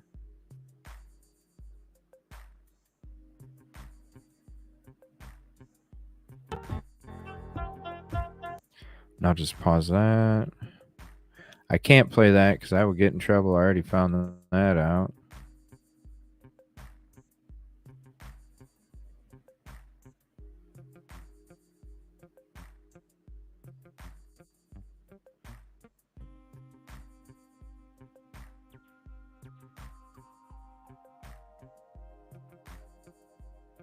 Oh, I'll get in trouble playing that. Let me just skip ahead to here, maybe. And I'm going to go ahead and put together some episodes over the next, to begin off tonight, over the next week or two. Oh. Oh, so it's just a message, I think. Hold on, let me see. I thought it was... Well, here, we'll get into this Enon thing then. I thought it was a actual... or maybe it is. I haven't checked it out yet. But maybe it was just discussing what's coming up. Because that's going to be interesting. We've talked about that before. I appreciate that. Yeah, we had talked about it before. So let me go to this hidden true crime. So we'll go ahead and watch this one. We'll just go ahead and start watching Enon tonight. And Pam, I'll check my email to see if you'd sent me anything already. Yeah, I appreciate that. Thanks for checking out the channel. Sorry, I'm kind of feeling, I don't know, I'm just really tired but I don't know. It could be, I don't think I'm sick. I just think I'm tired because the last couple nights I was streaming till like 3 in the morning, 2 in the morning. Oh, see, I'm already yawning. I'm already yawning. All right, hidden true crime. We're gonna check out this Inan interview here. Hello, everyone. This is Lauren. I have a question. It's not letting me like save it or anything. Am I gonna get in trouble for this one? I've never gotten in trouble for playing anything from their channel before, but it's odd because there's no save or download or anything. See, like, look, you go to this video, right? Look, you got share, save, you know, all that stuff. With this one, share, is it just all weird look? I don't know. That's weird. It's all like the like and stuff is over here, the share is over here, the save is over here. Something, I don't know, the layout or something is weird. Maybe it's just the layout.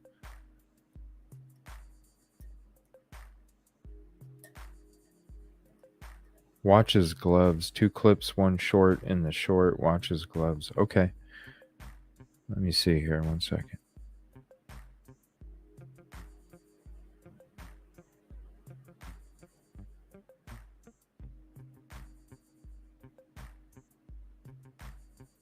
Look at his gloves. Let me go to this one real quick. Look at his gloves, Pam says. Roll it out. Roll it out, baby. Oh, baby. Roll it out. Roll it out. Roll it out. Now walk it out. Now walk it out. Now walk it out. Roll it out. Roll it out. Oh, baby. Oh, baby. Roll it out. Roll it out. Roll it out. Now walk it out. Now walk it out. Now walk it out.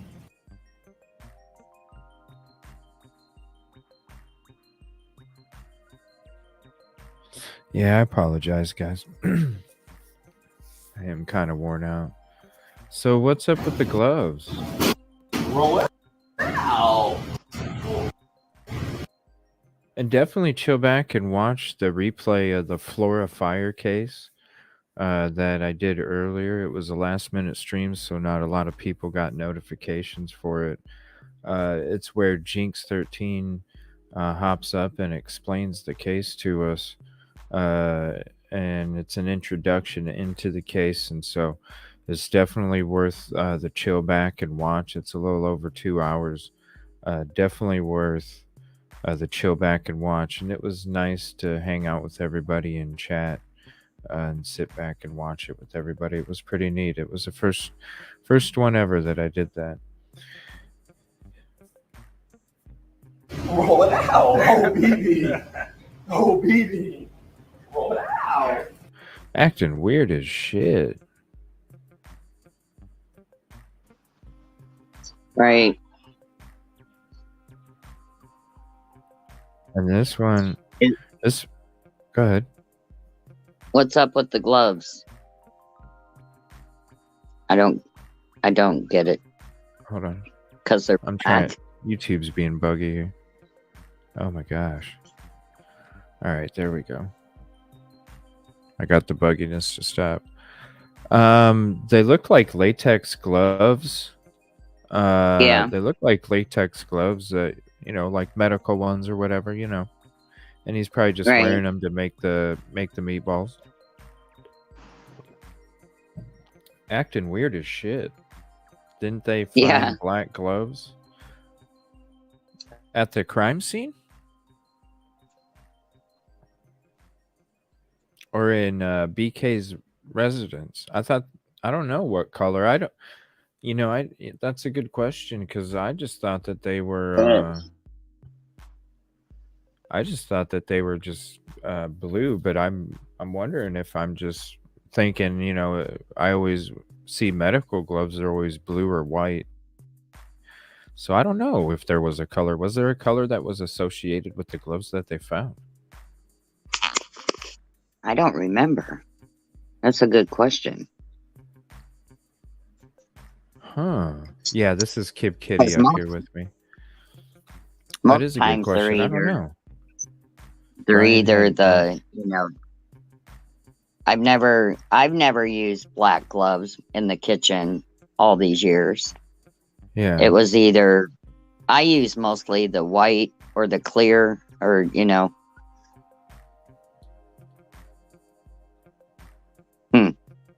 That's interesting. I don't know. Maybe that's just the gloves because I don't see them buying their own plastic gloves. I'm sure they're supplied from the business, Yeah, I had to order mine all the time.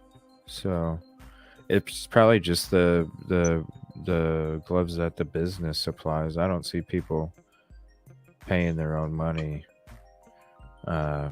for that. Now, this is a video from Drunk Turkey Show. This is one that Pam sent me as well.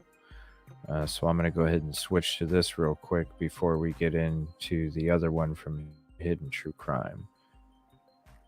And then we'll just go ahead and end the episode on the Hidden True Crime. This one's about 15, 17 minutes or so. So we'll check this one out real quick. And clip from a longer. This is a video talking about Enon Harsh, concerned neighbor or suspect, his Reddit post, and read.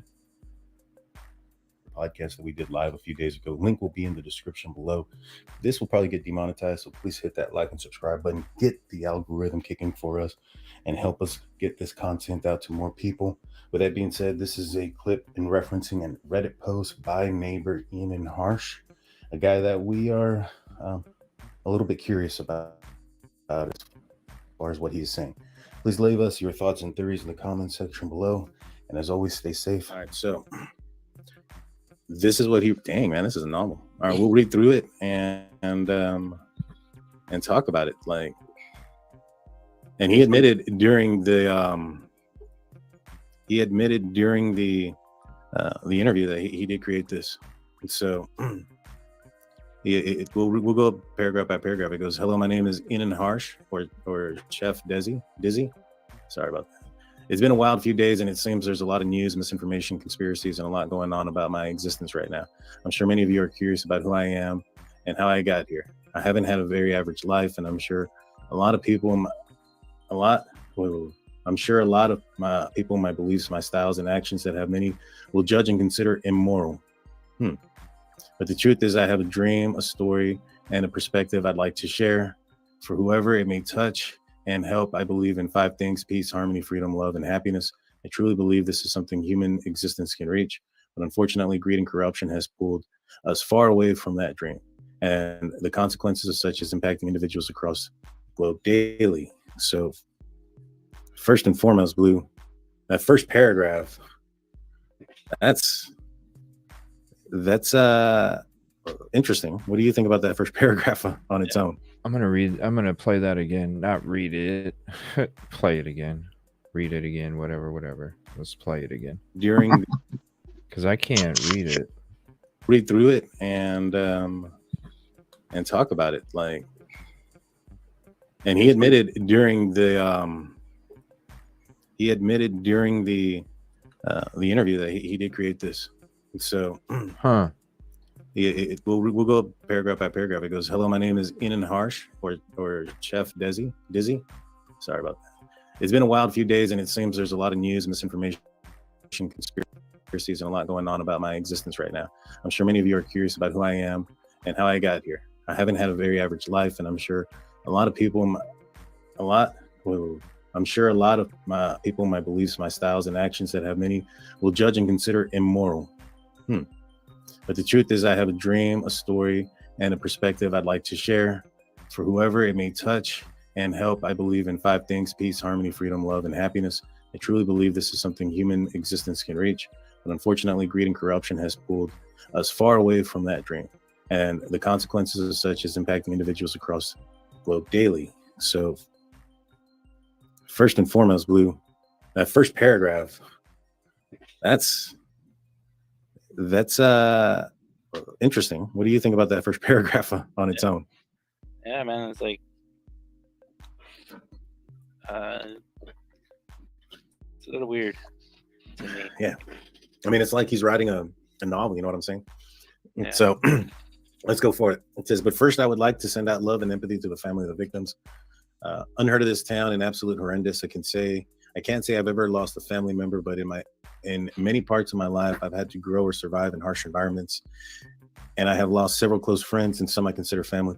Many others are missing or probably never going to be seen again. Many others are missing or probably will never be seen again. At many points in my life, I was on my way to be one of them.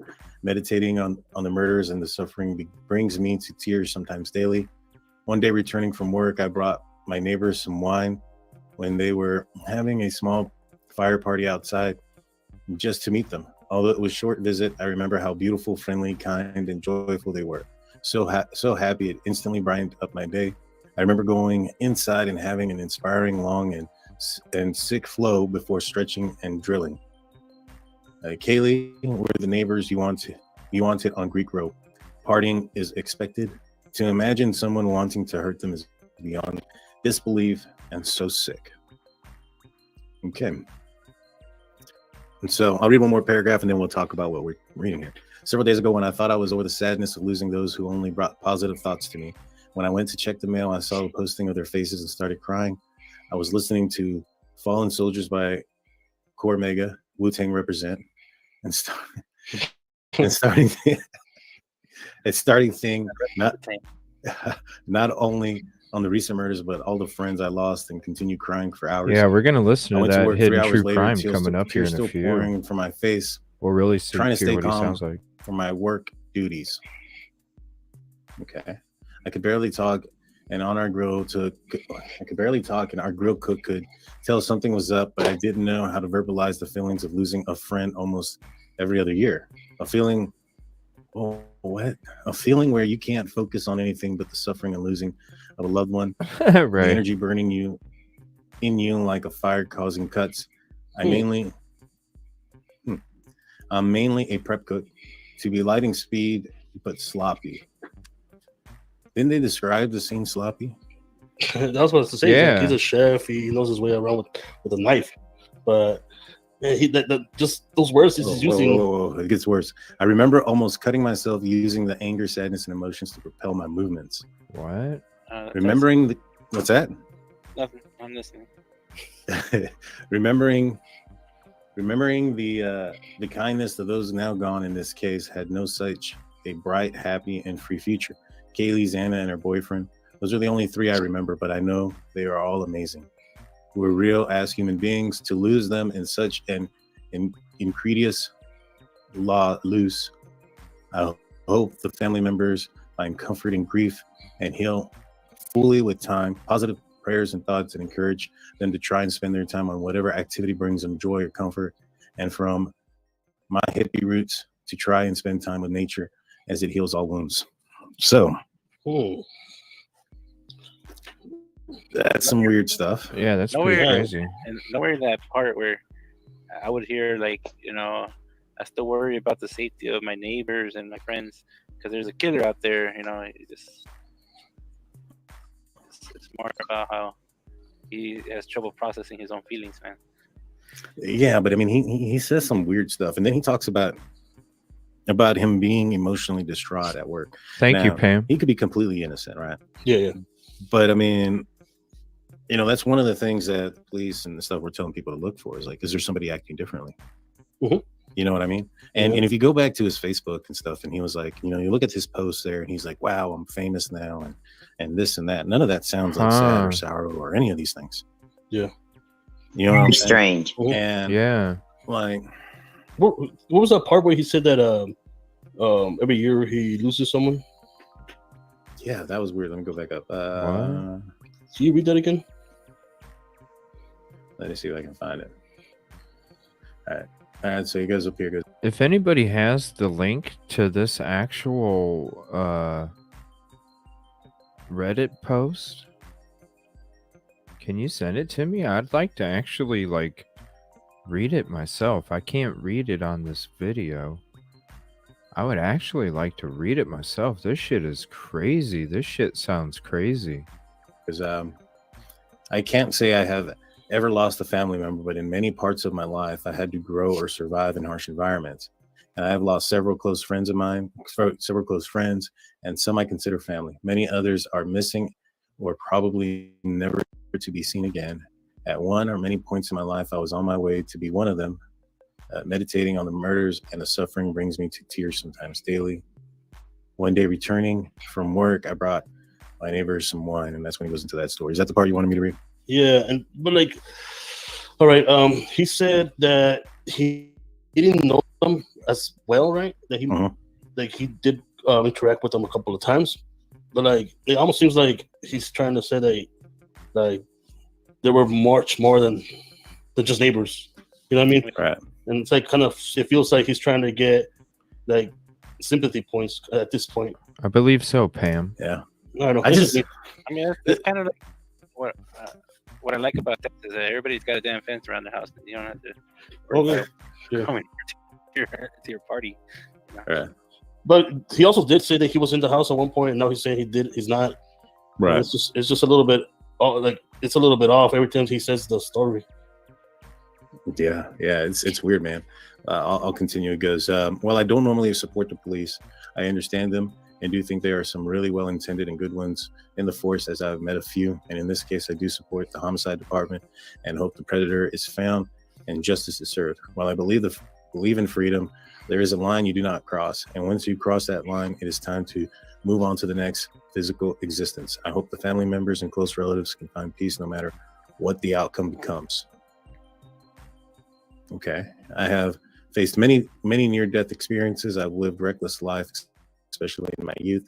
I've done pretty much with everything I want in my entire life. At the same time, I've always believed in compassion, morality, amnesia, and being the best version of yourself. I've had a lot of struggles with insecurities, incredibly naive and optimistic, and extremely different, as a lot of times misunderstood. Sometimes when I think about those I lost, I ask myself, why not me?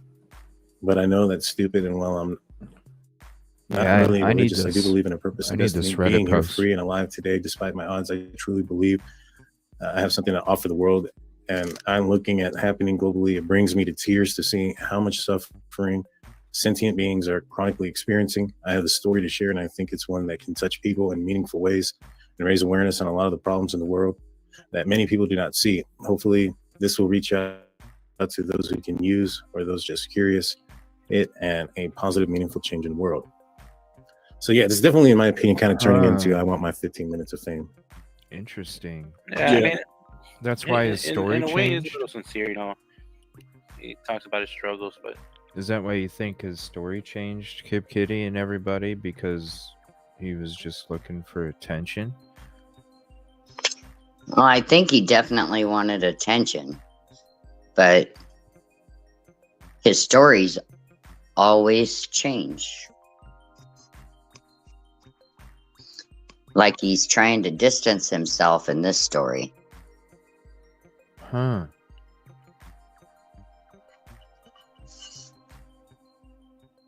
Maybe we will still go into him tomorrow night.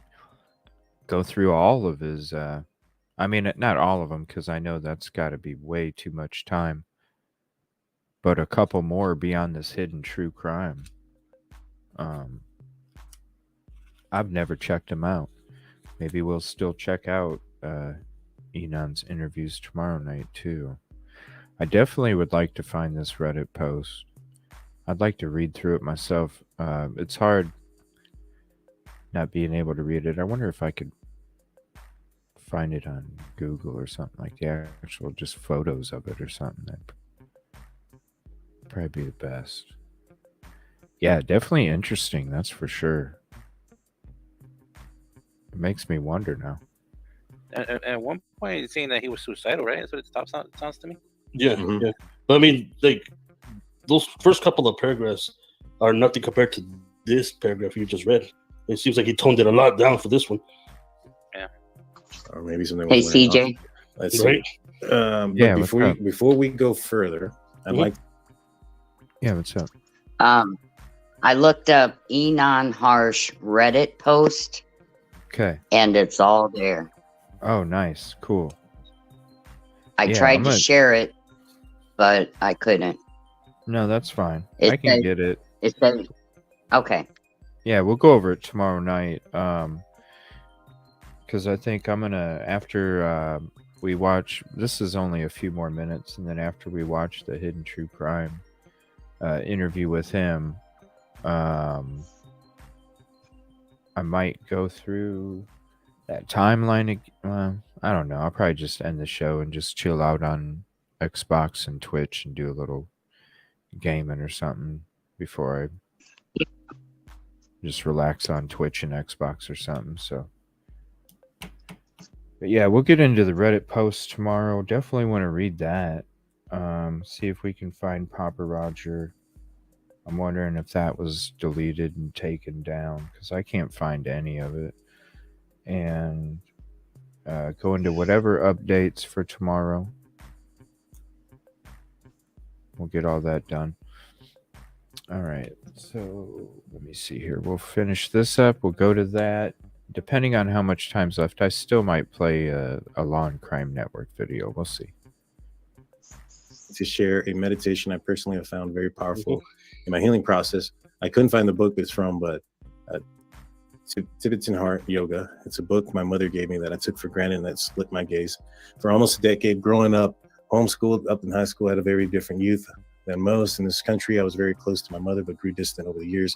My mother faced a lot of suffering and death in her life as well. Her mother died in only her 20s, and I had a deep respect for life, which sacred nature and compassion, which eventually was inherited in my life. She always had a high focus on meditation, yoga, healthy local cooking, being at peace. It was respect and desire to be in harmony with living things in nature and follow her ideals, no matter what her social status and monetary consequences. That saved my life over and over. With that said, I mean, I don't understand what all this has to do with anything. But I guess, like I said, he's trying to tell his story, I guess. Yeah, maybe he wants to become a writer. I don't know. At this point, you know what I mean? Yeah. But it's a long post, man. Well, hold on. It's like part 3. A lot of information and misinformation has Part 3. been dug up about me. A lot to raise false media as well. The initial media came from a dope fiend. What's that? Stick juggling was fake, so we can rule that out. Media came from dope fiend butthurt. And I like to share my version and set the record straight. I said my car was used in a robbery. My car was in a effing mechanic shop at the time. He goes, 12 years ago, I was charged with second robbery with stolen firearm, felony possession of mushrooms, MDA, meth, and opiates, I think. Dang. All charges were dropped, rightfully so. And I went to prison for possession with the intent to deliver MDMA. Holy shit. All right, so he talks about his Damn. arrest. Yeah, that really doesn't have anything to do with this. Is that his only arrest, though? Look at Was all he trying that. to That's discredit himself, like maybe he was on mushrooms that night. look at all Did he hear that he something? wrote. Holy I don't shit. know, man. Yeah. It's long. Wow. Hold on, this one's just for you, Blue. Some of you are wondering what stick juggling is, and I'd love to share. Here I'm it at a is. I'm at a point in my practice where I will start offering services, fire shows, and lessons, and I'm going to start a free YouTube channel. Here it is on learning fundamentals along with a cooking show. If you'd like to see more about what's going on in my life, I'd love you to stay tuned. I've actively avoided social media, but have a public IG staff junkie that I have updated in years because I'm lazy when it comes to video uploading and editing, but I will work to add more recent videos and what I've been doing with triples, mostly work towards 4 right now. So there it is. Can't wait to see his videos. Yeah. Maybe I'll pick it up too. Yeah, that's crazy though, man. There's some things though that he was saying in that first few paragraphs that were very odd, man. Yeah, very. Yeah. You know, it doesn't help his case. You know, there was one other thing that I had seen on his Facebook. Let me see if I can find it real quick. That way I can just show you guys. Yeah. And I don't know how true this is, but supposedly there was a vehicle that was stolen. About 2 hours. Supposedly, this is Jonathan Lee Riches Investigates. He had reported there was a vehicle stolen 2 hours. I think it was like west of Idaho, Moscow, Idaho. And when I had gone to this guy's page, not saying anything like that, but all right, I found it. Let's see. November 10th. October 4th. Anyone trying to sell a car, looking for a roomy wagon or roomy back, like to sleep in my cars, high mileage, high MPH, under 100K miles, under 10K, looking for a good life expectancy too, Honda, Toyota, Jetta for the most part. Yeah. Now, I just saw that and was like, that's kind of weird. And TDI wagon. Yeah, but you put that with the possible the possible Hyundai Elantra that was supposedly for sale, and that was taken for a little bit, 2 hours west. Maybe there's something there, maybe not, in my opinion. But I don't know. This guy seems kind of suspicious, but at the same time, you guys tell me what do y'all think. And guys, if y'all don't mind, this is probably gonna get demonetized with all the slangs and murder words and stabbing. So if you guys don't mind, please hit that subscribe button and hit that like button. I see 126 of y'all in here. I want to thank you guys for joining. Yes, sir. Yes, sir. Mark Rogers says the guy is just an attention whore. It's starting to seem that way. He talks about it at the end of his lengthy life story. He talks about he talks about what his future YouTube show is going to be. Walt D goes, I just got here. Where's that post from you guys were just reading from? That was from Reddit. It was a Reddit post. It's a long, lengthy conversation. He admitted that it was him that actually posted it up there. Mm-hmm. In fact, oh wow, I think he talks about it right here. And he goes, also, I'm viral. Yeah. Does this sound like that sad, compassionate person that he talked about in his on social? Right? Yeah, non-social and doesn't want to be out there. Yeah, I don't know. I mean, like you said, it could be completely harmless what he wrote. You know what I mean? But I don't know. It gives off some vibes that like they're kind of odd. You know what I mean? This one says, well, Yeah, this like footage, he does I'm want the famous. attention. I always knew this game would come.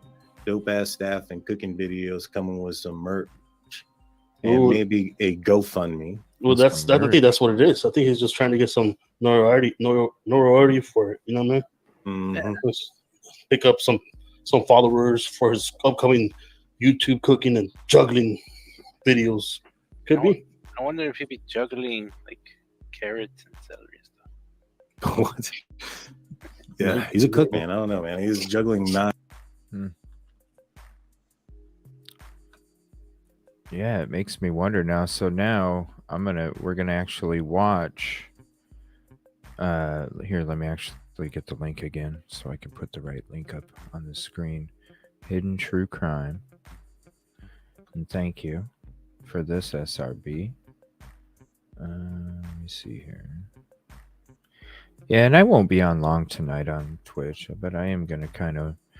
I played earlier in between shows today, and it was kind of nice. I hadn't played games or hung out on Twitch or anything for quite a while, so it was nice. It was like relaxing, and I got to wind down, so it was kind of nice. So I think I might try and do that, like after the shows or something. Just play for a little bit. It's kind of nice. All right, let me update this banner. Now, this is Hidden True Crime.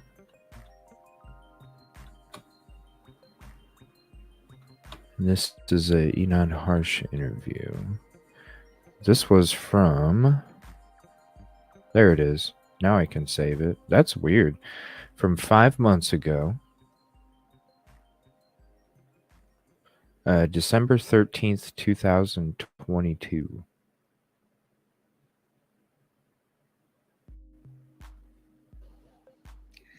Hello, everyone. This is Lauren Matthias. Please subscribe and hit the like button so you can get these unexpected live streams. I have a very important guest with me right now, somebody that I hope can bring us more insight. I am with, will you pronounce your name? Inan? Enon. Enon Harsh. Enon Harsh. Also known as Chef Dizzy, as you see there. Enon is a very, very important part of this Moscow homicide investigation because he was a neighbor of the 4 victims who lived on King Street. And I just want you to share with us what you know. Many also have heard of the neighbor that possibly heard a scream. This is that person that I have with me now. So let everyone know this is going on. We'll try to take some questions as well, but right now I'm going to start with my questions because I have a lot of them. I want to thank you for being here. Oh, cool. There's a Q&A afterwards. First off, I think we should just start by taking us back to that night. The things I've heard in the news from you, Enon, are that it was an unexpectedly quiet night. You wrote about the crime on social media, and share what you remember from that night. Is that a good place for us to start right now? Yeah. Okay. So I work about like 10, usually like 9 to 11 hour shifts. So I went to work. I got off around, I think it was around 12 that night. It was kind of like a late close, and I like bullshitted with like a coworker for a little while after work, and then I went home. It was around, I don't know, like 1:30, 2-ish a.m. It's maybe when I got home, maybe I'm always like kind of hoping that I have like a parking spot right in front of my door when I get there, because like lots of times on campus, there's like parties and like they're pretty full. And so like this time I noticed that like I don't know, it wasn't really any cars as usual. I was like, cool, I'm gonna get a nice spot right in front. And there was you know, like I saw like this sort of like kind of like decked out like luxury, like I thought it was black SUV, maybe like a Beamer or something, and it had like rims, tinted windows, and I was like, oh, that's like a pretty cool car. And then like, you know, coming out, like I noticed some like plates from like Arizona, I want to say, or Montana. There's kind of like you know, it's like I'm always like kind of curious what kind of like, you know, different plates are like around and stuff, because usually you just see like Idaho, especially in like my parking lot. And so like I came in and you know, it was like surprisingly like pretty empty that night. Like none of the houses and like that on those like 2 streets were having parties, which was like kind of unusual. And then I went home, it's like making some tea, just like doing some contact staff drills and like you know, stretching. I think I played a game of League, and then I went to bed. And then as I was falling asleep, it usually takes me like 30 minutes to an hour to fall asleep. Like I don't know, I guess, you know, I dismissed like initially like you know, like one of my neighbors returning hello. This shit's kind of hard to follow. After me, I'm so gonna I be heard honest like, you with know, a door shut, and then like, you know, apartment door shut, and like also like a scream. But like, you know, that's like normal. Like I always hear like screaming almost every Saturday night. So like I didn't really like think of it. And so but like yeah, just looking back, I was like, I wonder if like, you know, that wasn't just like some drunk dude like screaming, like it's actually like the murder. And yeah, and it was like it was kind of a trip having like the cops like come on, and like, you know, when it happened, they're just like, you know, asking where we were, and we're like, this is weird. Like they're knocking on every single door in our apartment, like that's never happened before. And then like I went inside and looked on the news, and it was like 4 people stabbed to death. I was like, it's like right across the street. I was like, holy shit. Yeah. Wow. Yeah. When did you hear about it? Was it those knocks on the door? You woke up the next day? Did these knocks on your apartment door wake up? How did you learn about it? I was already awake. You know, I was just like woke up a little bit. I was still like drinking coffee, and like the cops knocked on my door, and like coffee. After they asked me some questions, like right after they left and they were starting to talk to the next door over. I looked on my phone and Googled it and found it pretty much instantly. And that's when I knew. And then I think it was like, I don't know, a couple days later when we like the names were released and we like found out who it was or whatever. Okay, that was a question I was going to ask. Like, did you initially know that you knew them at all, or did you? No, actually, when I first saw it, I saw the picture. I thought it was actually the house, like the next house over. I was like, oh. But then when I found out it was like, you know, the house of the people that I like, I don't want to say I knew them, but you know, I was like, met them. Then I was like, damn. And I don't know, it was kind of sad because actually, you know, like they were super cool. Like I really like my neighbors. Yeah, you'd met them, is that correct? You'd met Kaylee, and who else had you met? I think it was Santa and her boyfriend. Okay. And I think there was like some other people there, but I'm really bad with names. So like I think those like I had to like look at online like the faces to try to like remember them, because it was just like it was super brief, you know. What, did he go to some of their parties or something? Well, he took that bottle of wine over to meet him that one time. Did I miss that, or is that another interview? No, I thought it was earlier. In this interview? It was either this one or Drunk Turkey. Oh. That he said that. Huh, I didn't hear that part. Yeah. So he took a bottle of wine over to meet them. Yeah. He said he didn't stay long. Yeah. They probably said, oh, okay, thanks for coming over. Right. That's weird. But yeah, they were super nice. They're super friendly. I mean, I understand bringing a gift or something, but wine. You're only allowed to have beer on the property. I don't think you're allowed to have wine, are you? I thought you were only allowed to have beer on campus property. Was his apartment considered on campus? I think it is.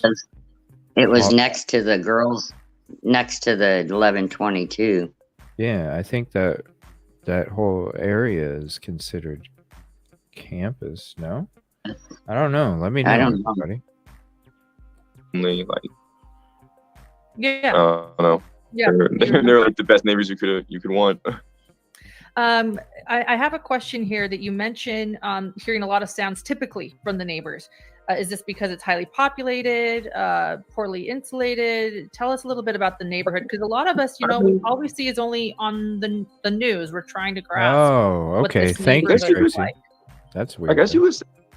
Thank you. Kind of like an amphitheater here. Open from the restaurant. It's like they live kind of like down like the hill, and then it's like. Would you trust that from a neighbor bringing over a half-opened bottle of cooking oil?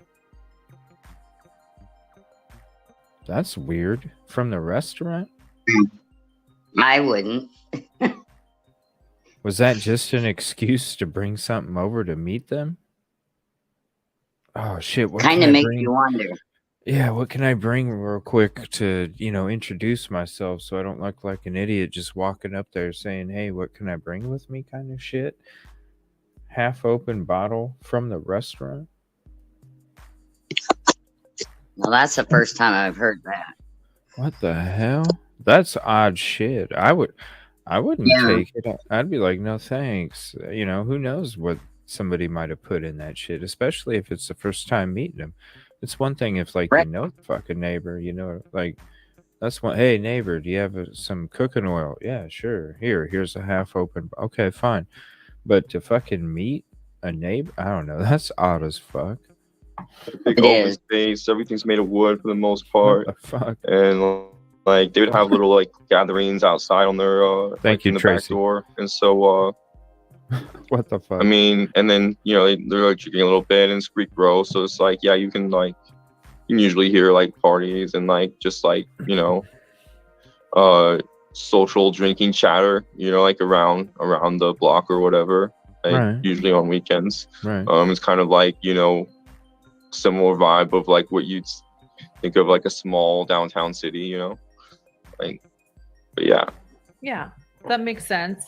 Frat houses, two fraternity homes probably Right. have a decent amount of parties going on if it's a college town. Is that? And us the block parties are kind of popular too. Like they'll kind of like like get in big crowds and then kind of like wander around. You know what I mean? Just like go throughout campus and stuff.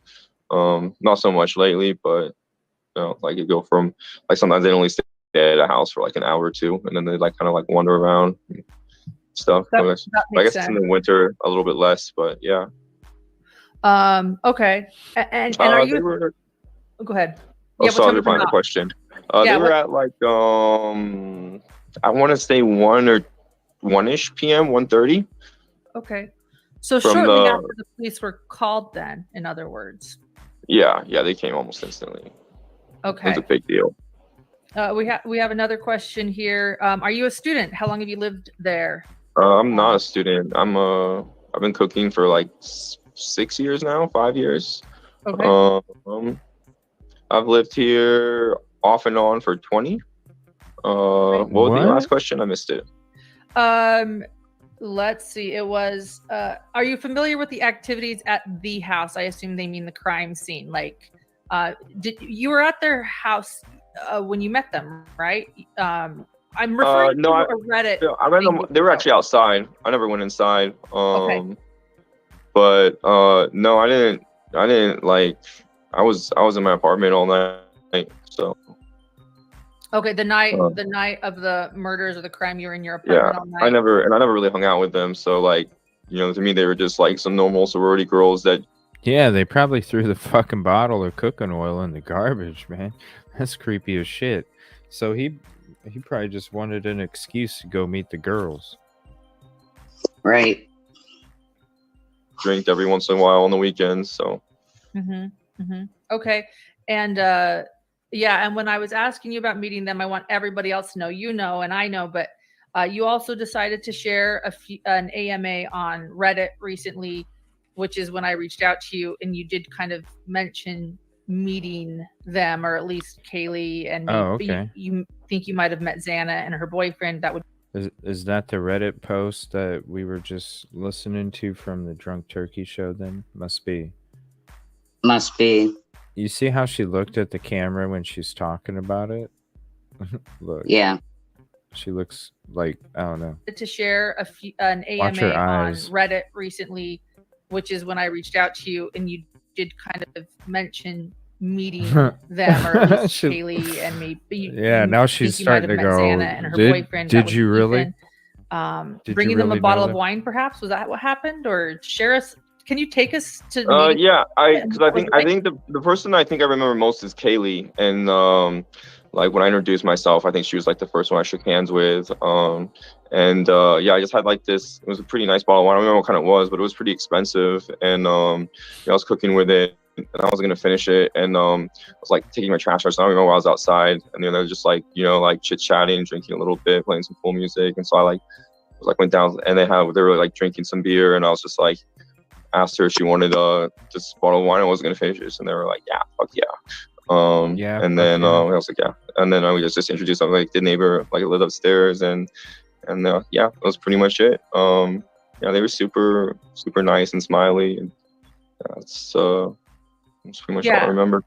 I never met him after that. I was like, I always thought about crashing their parties sometimes, but I never actually like did it. I usually got my own thing going on.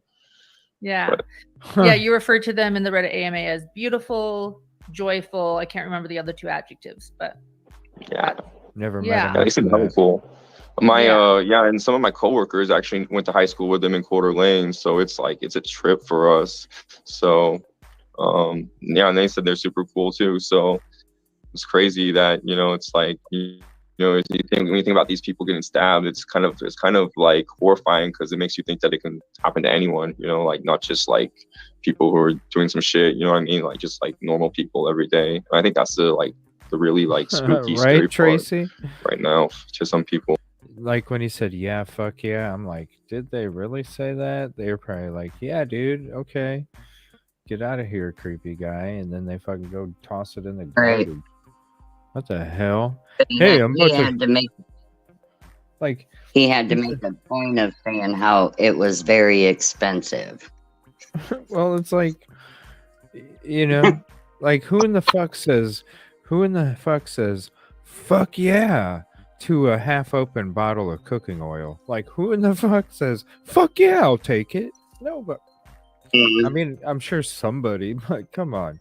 It just sounds very odd. I see what you guys are talking about. We're definitely going to be going more into this person tomorrow night. Cool. yeah. What's your thought about the luxury SUV now, looking back? So what was the Reddit post? Like he was talking about how he knew the victims and shit? Is that why she looked at the camera the way she did when she brought up you described meeting them and she looked up at the camera all weird? I don't know. Anybody that's read the Reddit post, was he talking about how he knew the victims more beyond than just meeting them and giving them a half bottle of cooking oil? Because he's just said he never met them after that, and that's all he pretty much remembered. But then he said that he reported them as being this and this and this, like he knew them. So I didn't get to read the Reddit post. It was kind of hard to follow on the video just because I don't know if I'm tired or sick, but yeah, I don't know. I need to be able to read it for it to sink in because it didn't really. So I'd like to find those too. I need to save those for tomorrow, but we'll be going into that shit. I see what you guys mean though. This shit is kind of odd. You probably didn't think too much of it then. Any ideas? No, not really. It was pretty decked out. I think had like rims and windows. It just looked like a cool car, and that's why I noticed it. But I didn't I just assumed it was like one of the the people's parents. Like a lot of the students here have really rich parents and they have nice cars. So that's just kind of what it seemed like to me.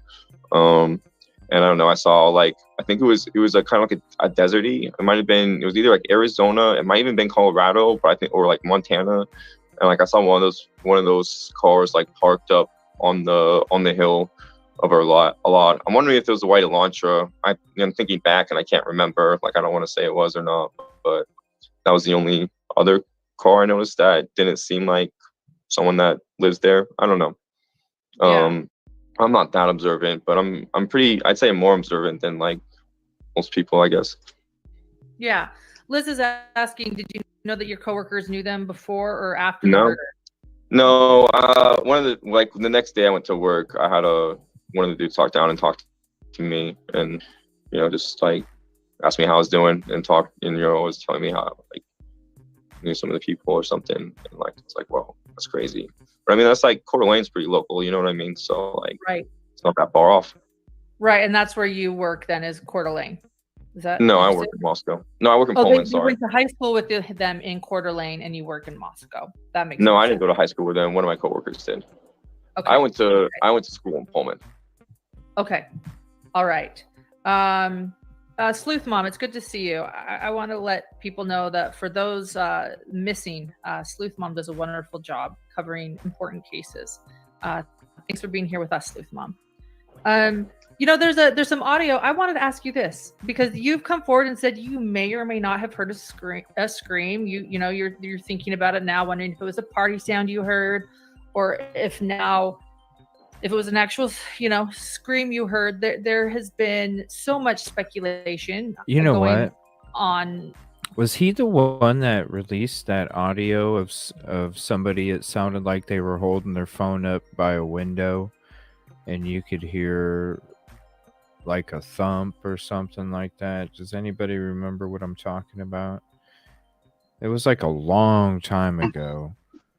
Yeah, I vaguely remember. Sounded like somebody was holding a recording like by their window or something, and you could hear people like scream and hear like a thump and a dog barking or something. Is he supposedly the one that released that too? That's another question I have. Let me know in chat, or if you're watching on replay, let me know in the comments section. I'm curious. And I have a question. Online and social media. Yeah. Sorry about that. Oh, you're fine. He brought up the white Elantra. Was that before they were looking for it? I don't know. I don't know much about Enon. Inan. He knew someone had driven the white Elantra? Anybody in I chat just think or that's very strange. in comments if you want to type it too. I'm not sure. I don't know much about this guy. This is the first time I'm actually really like paying attention to what he's saying, because I never put too much into him before, just because everybody was discussing about how he changed his story all the time. So I'm like, I'm not going to put any energy to that. But now that we're starting to watch it and shit, it's got me interested. We're going to be going more into it tomorrow night. I think it was from a neighbor's Ring camera. Okay, that's right. Yeah. I That's think right, he it was a brought Ring up the camera. white Elantra before they even were looking for it. I think Which is before, kind of not weird. sure, Pam says.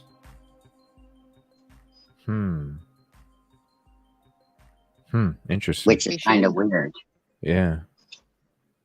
Going on, online and social media. I know you know that. You've been a part of that. We'll talk about that later. But there's been some audio making rounds of a scream. And I was just wondering if you could confirm Oh, there we go. that Right was there. nothing you provided to any media anywhere, because a lot of people are No. trying to make connections there.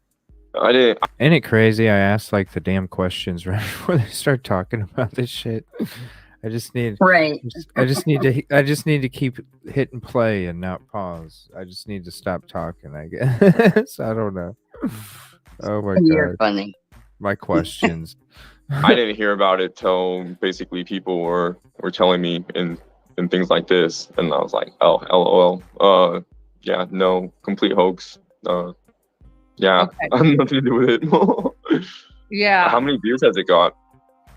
It's on multiple channels, so I couldn't even tell you how many views the screen has received because there's so many different outlets, not official outlets, but YouTube. Yeah, I didn't record anything. I don't see how I would record. Tracy, if you were able to, if you have any links or anything that discuss that in short form, or if you have timestamps, if it's a longer video, if you're able to send it to evilcj@gmail.com, Twitter, evilcj on Twitter, or evilcj number 2540 on Discord. I just do DMs on there. But if you have anything, please send it. I'd like to explore that part too. Which is why did his windows face? Did it face back toward the third floor?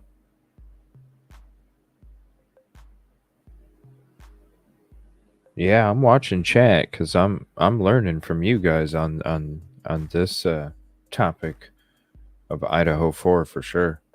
Something. I can't wait for tomorrow to get into more of this. After I hear something, unless I was already recording, which I wasn't. So. Yeah. You've mentioned that you're an artist and that you're a chef.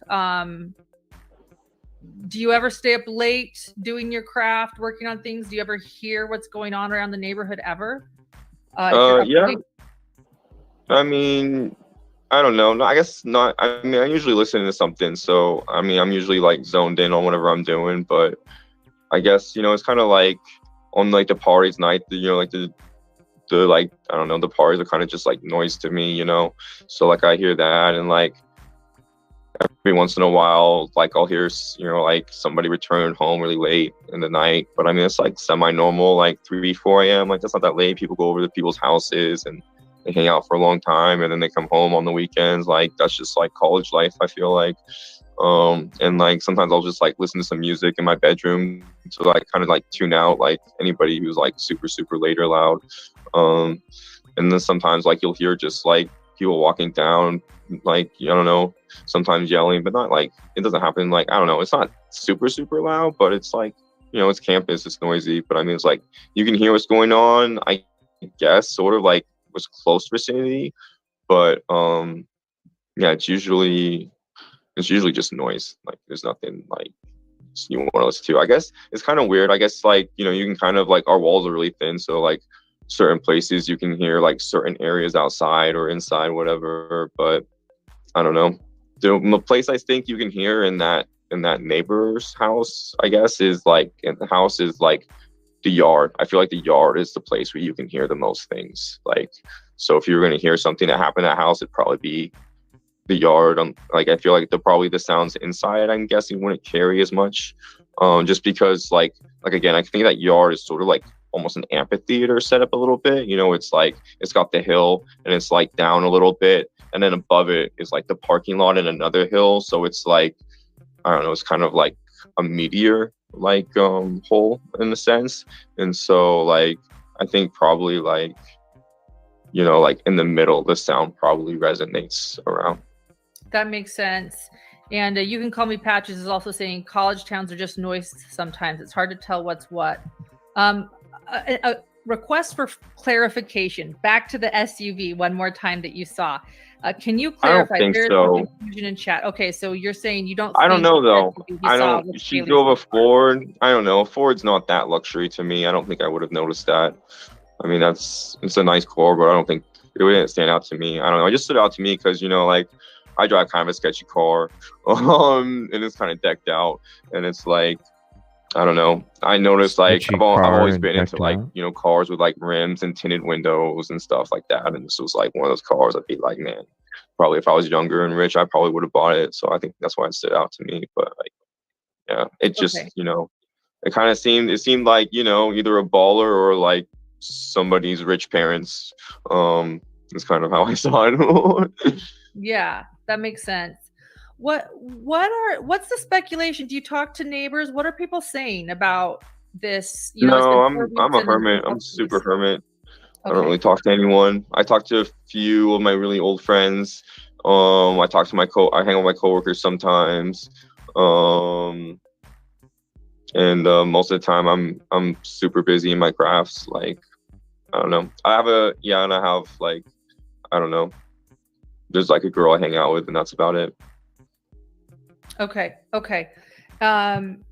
Does it make you nervous at all that this is unsolved? Do you feel nervous? A little bit, yeah.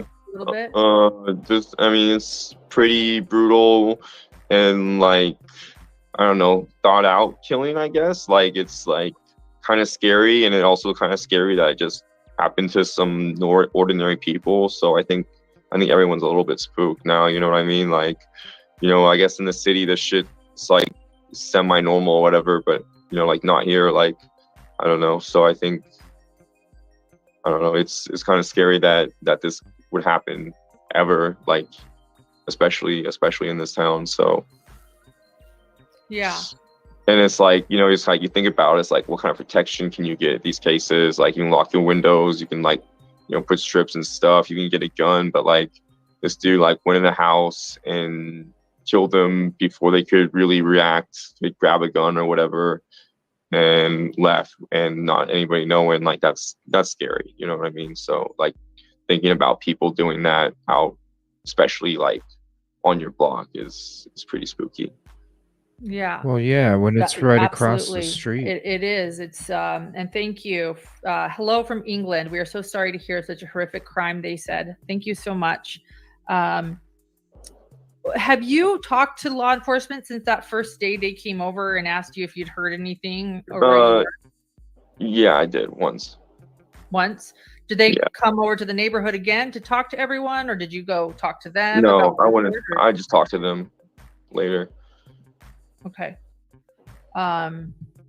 Anything else you want to tell us about that, or is that off the really. record thing? Okay. That's off the record, Chef. Thank you. And by the way, this is a channel where I will ask a lot of questions, but I also respect my guests. For those wondering if something's off the record or you don't ever want to answer, that's all you need to say and we move on. So thank you. You posted on your Facebook. I'm going here, by the way, to my phone to look at questions that I have written for you. And I'm also getting questions over in chat.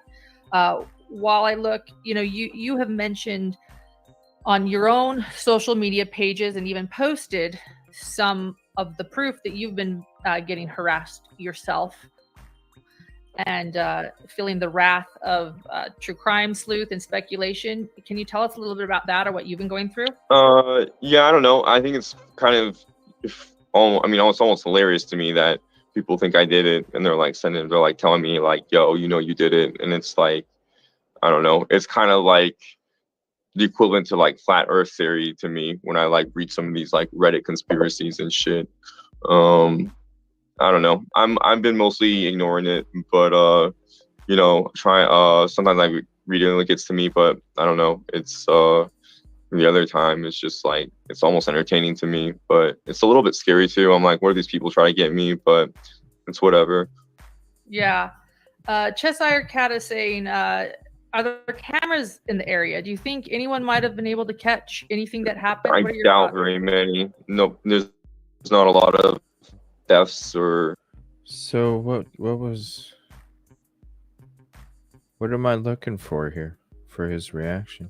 You have mentioned on your own social media pages and even posted. I just talked to them later. Okay.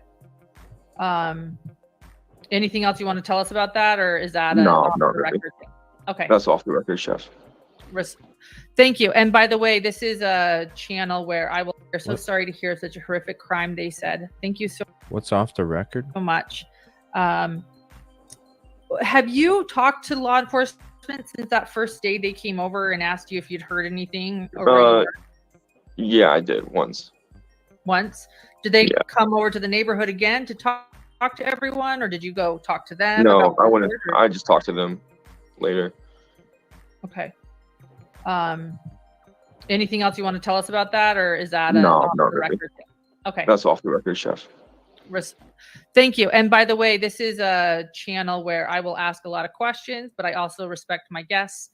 For those wondering if something's off the record or you don't ever want to answer, that's all you need to say and we move on. So thank you. You posted on your Facebook. I'm going here, by the way, to my phone to look at questions that I have written for you. And I'm also getting questions over in chat. While I look, you have mentioned on your own social media pages and even posted some. I know when I get tired or sick, I get a little quiet, but I'm not that excited or going on rants and shit,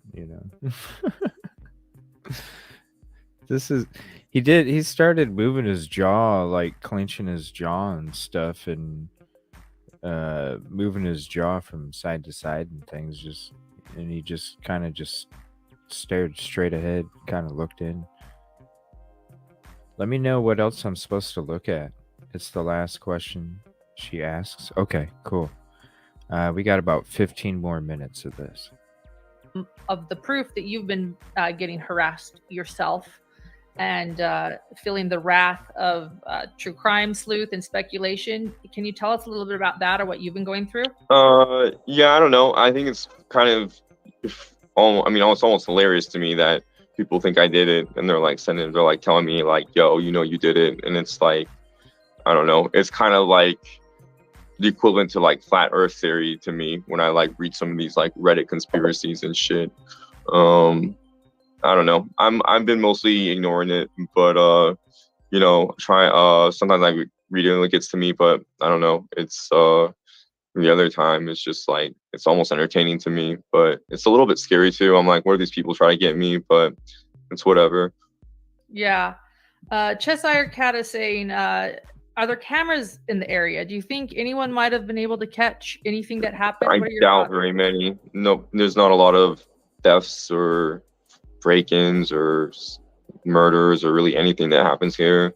A lot of people leave their doors unlocked, windows unlocked. It's generally pretty safe.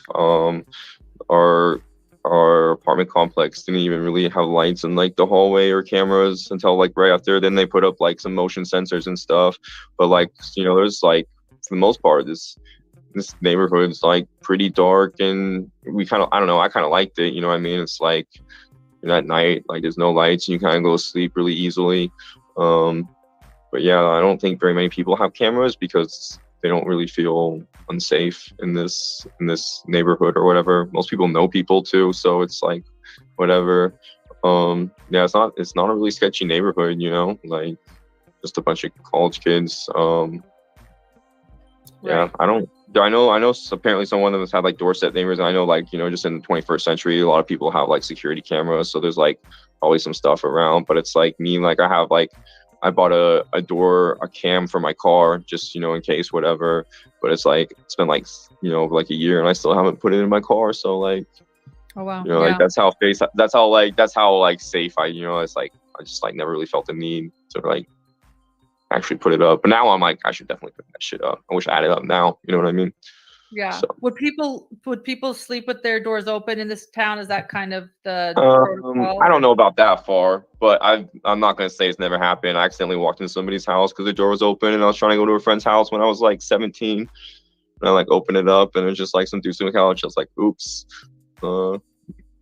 Shut the door back to halfway. Like, oops. Went to the next house. It's like, oh, cool. This is that one. Yeah.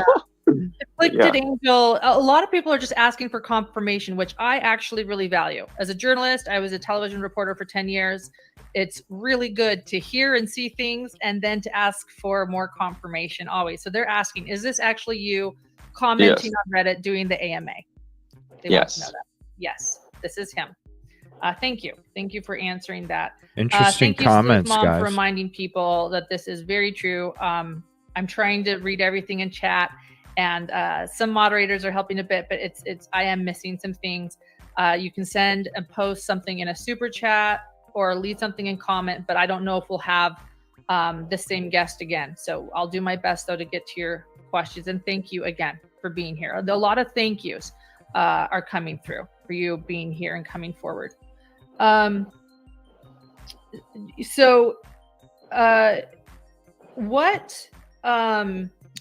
you heard anything about the alcohol offense at 3 a.m.? Do you know about that? It was behind the Sigma Chi house, and we have body cam footage from that. Do you know anything about that, or? I haven't. It's the first I've heard of it. I don't really pay attention to the media or news really at all. You know, I'm a stick juggler. I kind of in my own world most of the time. But yeah, no. I don't. You know, I'm super hermit. I kind of like.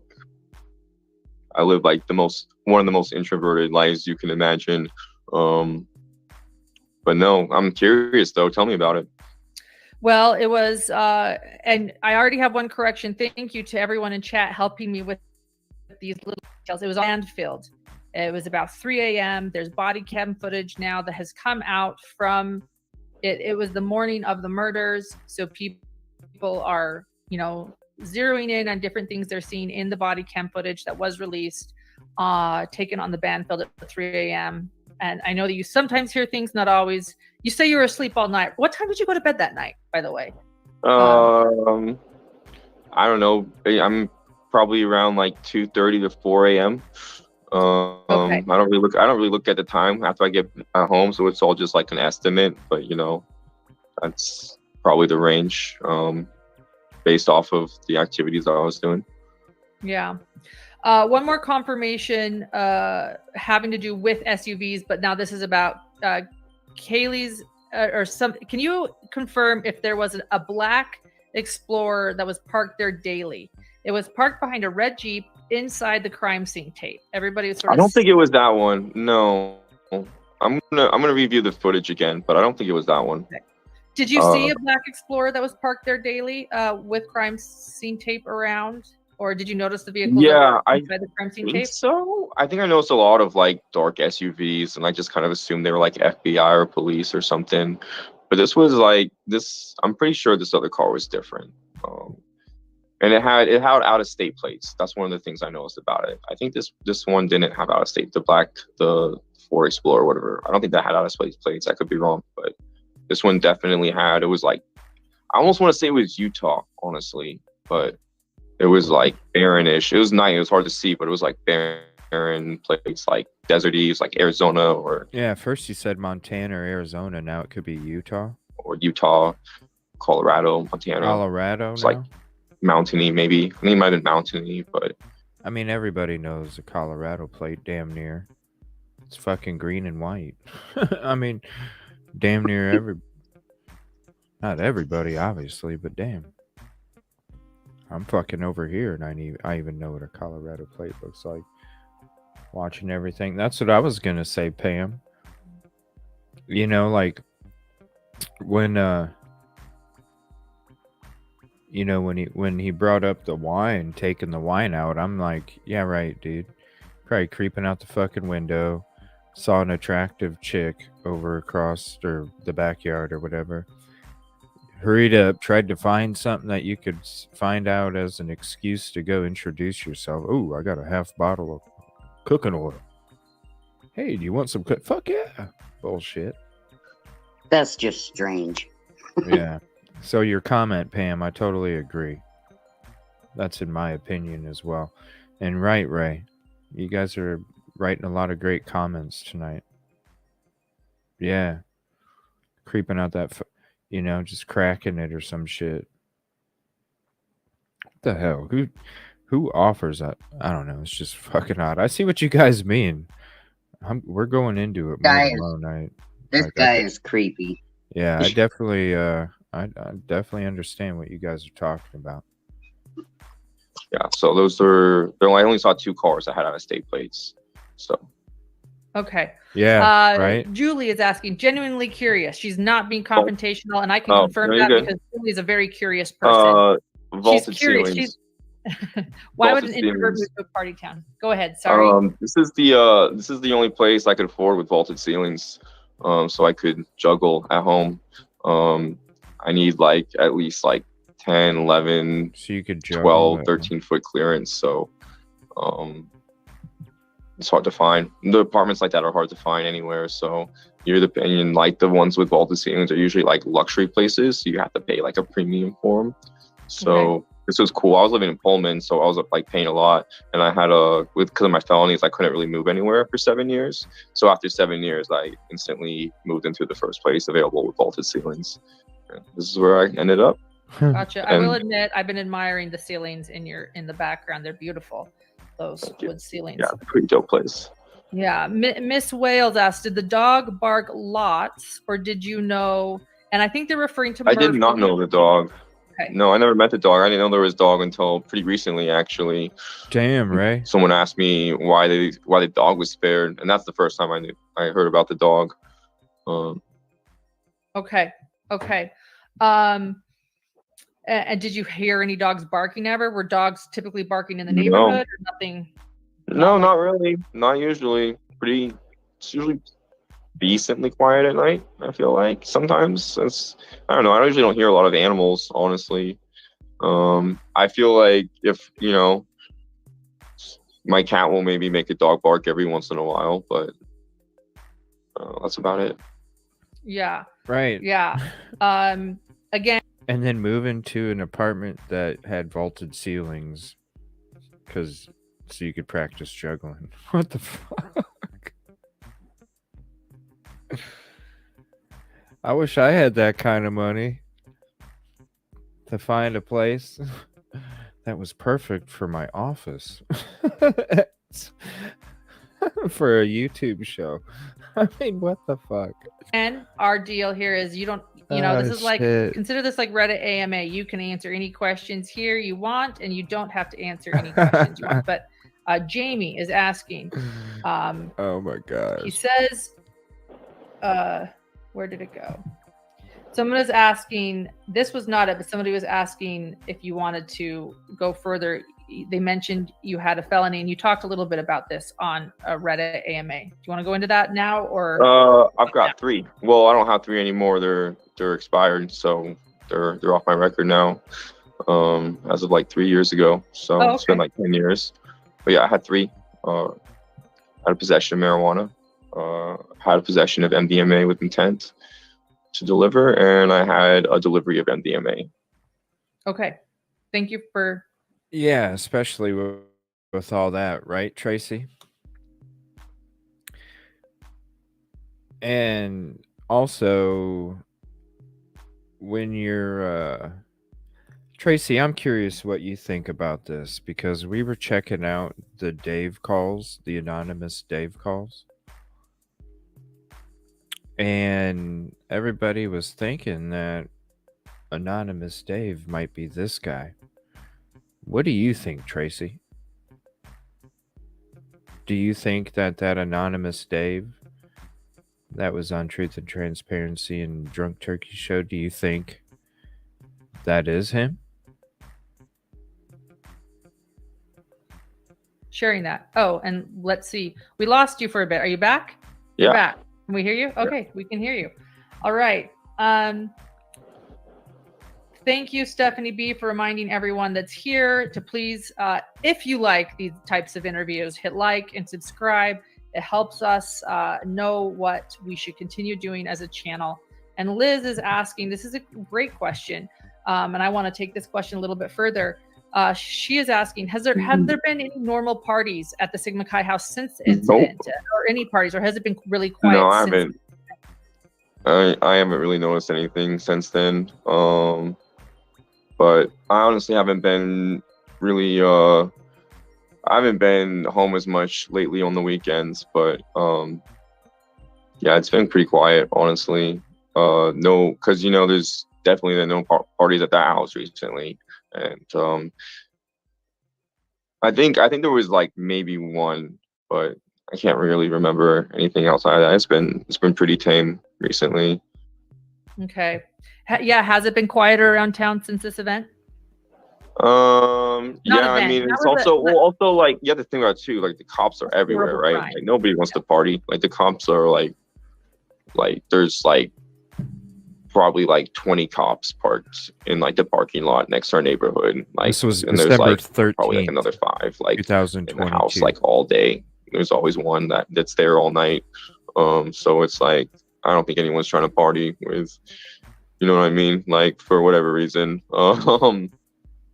So it's kind of funny. I thought they were like, just trying to like speed trap and pull people over for like the first few weeks, but then I realized that they're just nonstop working on this case. So they're always here. But I'm sure people are trying to throw parties with that happening. You know what I mean? Right. Totally. Liz, thank you. And I want to correct my words. I called what has happened 4 weeks ago an event. What I mean is an absolutely horrendous crime and tragedy. Forgive my sometimes not the best words I use. I don't mean to. Lives can be hard while I'm multitasking with chat. There was a great question from Julie Holden. I don't see it now, but essentially, has the restaurant you work in, without telling us what that restaurant is, has it been quieter? No, it's. I mean, people can't stop telling me about the conspiracy theories, and it's actually been providing a little bit of humor in these times, because they're pretty hilarious individuals. So like, I don't know, they just keep like making fun of these new conspiracies, and so it's been an interesting time for sure. The first week it was really quiet. I didn't say like probably like really anything for the first few days. Like I was at work after it happened, but after a few weeks, it's starting to get better.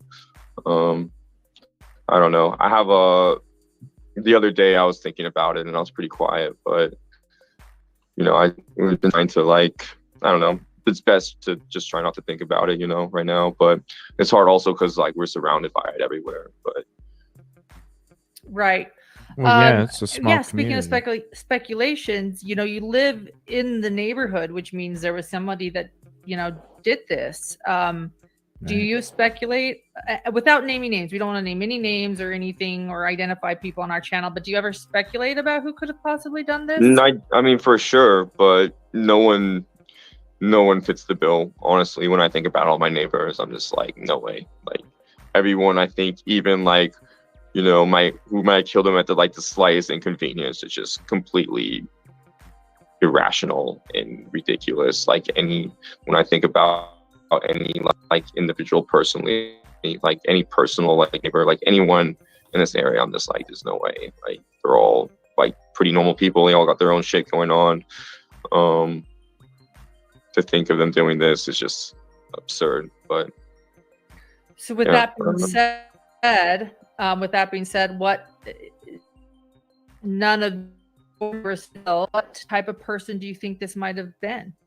What it was? I'm looking into I don't know if it's true, but I was looking into a report that said it was like almost a blunt, heavy object, and a really strong person did it.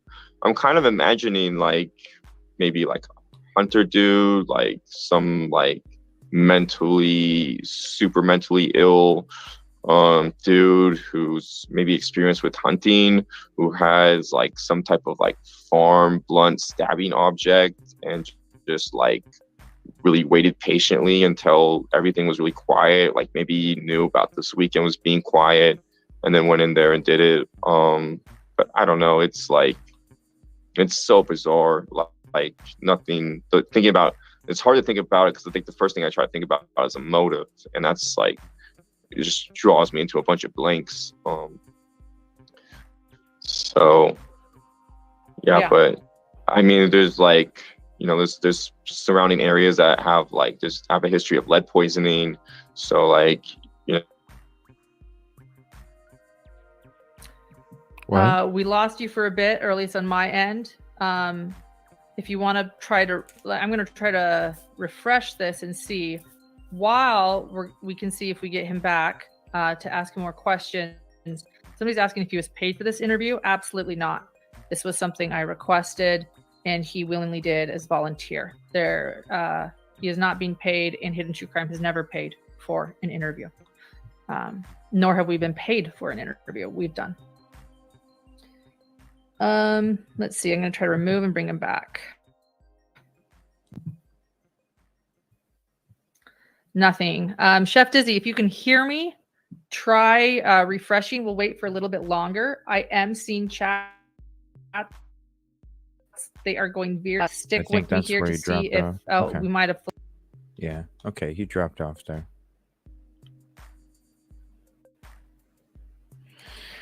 Yeah, I see what you guys mean now. He's just very suspicious to me. Mm-hmm. And some of the details he says about the crime. I don't know. Yeah. If you guys have any links to those other interviews, please send them to me, even if you think I'm getting doubles or triples. We're going to go in. Send me the ones. Give me an order of what you think are the best ones when you do send them to me. That way I can kind of take a look at each. I trust your opinion. And I can take a look at each one and then put together a little outline for the show when I get home from work, and then we'll get into those. It's interesting too, because you guys, there's quite a few people who think that he might be involved with this as well. So I can't wait to go into it more tomorrow night and get more of a feel. You know, that's just one that I watched. I can't wait to see some other ones and really hear and see. Sorry. No, go ahead. I've always been suspicious of this guy from the first time he interviewed. I don't know, his demeanor, I don't know. Seems like he goes into something super long, you know, to try and get people not to look at him. Yeah. Create a fog. Yeah. And then hearing all this criminal stuff. Yeah. Yeah. And all those, and the substances too. Right. You know, I can't say the substances, but there's certain ones that have been reported to be floating around those houses as well. But, you know, that's all obviously just speculation. So I'm going to click on this. We're going to check out Bed Crime Stories. It's been a while since we played something from her channel. Always appreciate them. And one of one of the best logos. I love that logo here. Let me click back on it again. Such a cool logo. Really neat. All right, so we're going to click on this. This is Kohberger plea of guilty or not guilty tomorrow, and who is the new judge? Because there is a new judge too. So since she went ahead and talked about all three of them in one video, we're going to check out hers real quick. And then I'm going to go ahead and end it for the evening. And then I'm just going to play games for just a teeny bit. Maybe play poker. I don't know. We'll see. So if you want to come hang out after the show, you're more than welcome.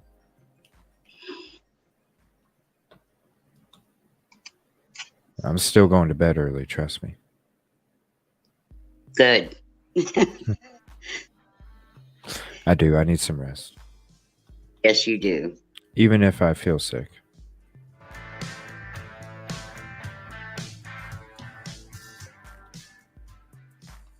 Welcome to Bed Crime Stories podcast. I'm your host, T. Good morning, good afternoon, good evening, bed crimers. As always, I wish you the best. To anyone new here, a warm welcome. Thank you for checking out my channel. Let me just ask that after listening to or watching this video, if you learned something or enjoyed it, please do me a favor and smash that like button. Now, let's dig in. Suspect Brian Kohberger, who is accused of taking the lives of Kaylee Gonsalves, Maddie Mogan, Ethan Chapin, and Xana Kernodle, will appear before District Judge John C. Judge starting Monday at 9 a.m. Mountain Time for his arraignment. Yes, the judge's last name is Judge. Kohberger will be in the Latah County Courthouse, and he's expected to enter a plea of not guilty for the 5 charges against him. 4 counts of first-degree blank and 1 count of burglary. During the hearing, the judge is going to reiterate his rights and the charges against him. Now, the judge is likely going to ask Kohberger to enter a plea for each of the 5 charges. If Kohberger does plead not guilty, a trial will be scheduled. This will be the first time we've seen Kohberger in court since his initial appearance in early January. Note that in Idaho, if the suspect refuses to enter a plea or if he fails to appear at the hearing for some reason, the court will enter a plea of not guilty on his behalf. Oh, wow. Well, isn't that special? I'm pretty sure Huh. Ann Taylor is going to make sure that Kohberger's Fanny in his little orange jumpsuit is going to be there. If Kohberger were to surprise everyone and plead guilty, there won't be a trial, of course, and the judge will order a pre-sentence investigation. An investigator will then complete a pre-sentence report, which will contain information about Brian Kohberger that could help the judge in determining an appropriate sentence. These reports are confidential because they contain a lot of information about the defendant's personal life, social history, and other sensitive details. Let's go back to the district judge now for a second. Judge, oh my God, that sounds so ridiculous, is likely going to be one of the most influential figures in this case moving forward. Judge will be presiding not just over Kohberger's arraignment hearing tomorrow. He will also most likely be overseeing Kohberger's trial if he has one. The only way Judge wouldn't be the judge would be if the parties, either the defense or the prosecution, decided to disqualify him for the case. In Idaho law, the parties, meaning the prosecution and the defense, each have a right to one disqualification without cause of one judge. So the defense could opt to disqualify Judge if they feel he's had a pattern in the past of always siding with the prosecution. And if the defense or prosecution does decide to disqualify Judge, they don't even have to give a reason, but each party can only disqualify a judge on a case one time, so they better be pretty certain about the judge they disqualify, because they might get another judge whose track record is even worse. So who is Judge? Is he known for being a fair judge? She's so who funny. Listens equally to the prosecution and the defense and rules equally in their favor. Judge received his law degree from the University of Idaho, the same school that the victims went to, and his undergraduate degree was from the University of California, Santa Barbara.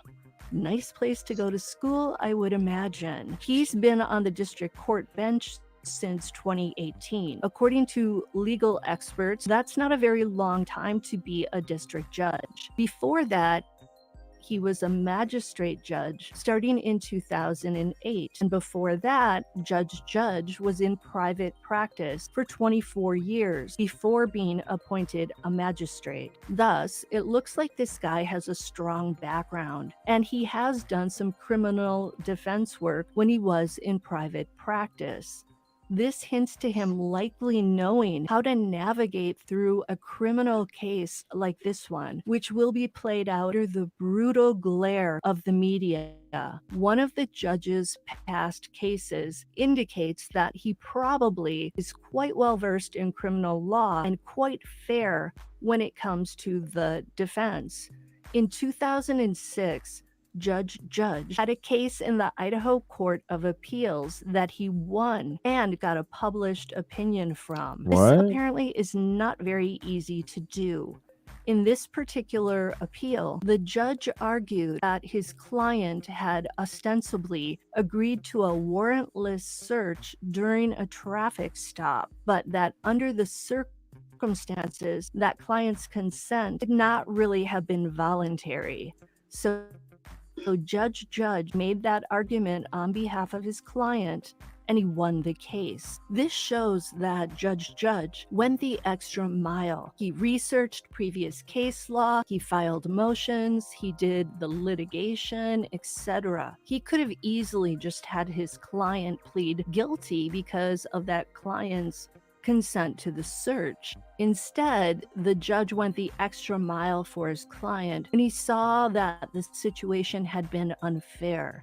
Apparently, most cases like this that go to court don't get this degree of litigation. This suggests that Judge had a high-level criminal practice, which in turn hints at him being fairly well prepared to oversee a high-profile case like this one. Because the judge practices in Moscow, Idaho, pretty much a small town that doesn't often see cases like this one, if he didn't have the extensive background that he has, he might find himself over his head. By the way, there are judges who are known as hanging judges, meaning they are judges who tend to always rule in favor of the prosecution, who always give the prosecutor the benefit of the doubt, and who fail to take the time to research previous case law when making decisions as to things like if certain evidence should be suppressed and not shared with the jurors, or if a lawyer's objection during the trial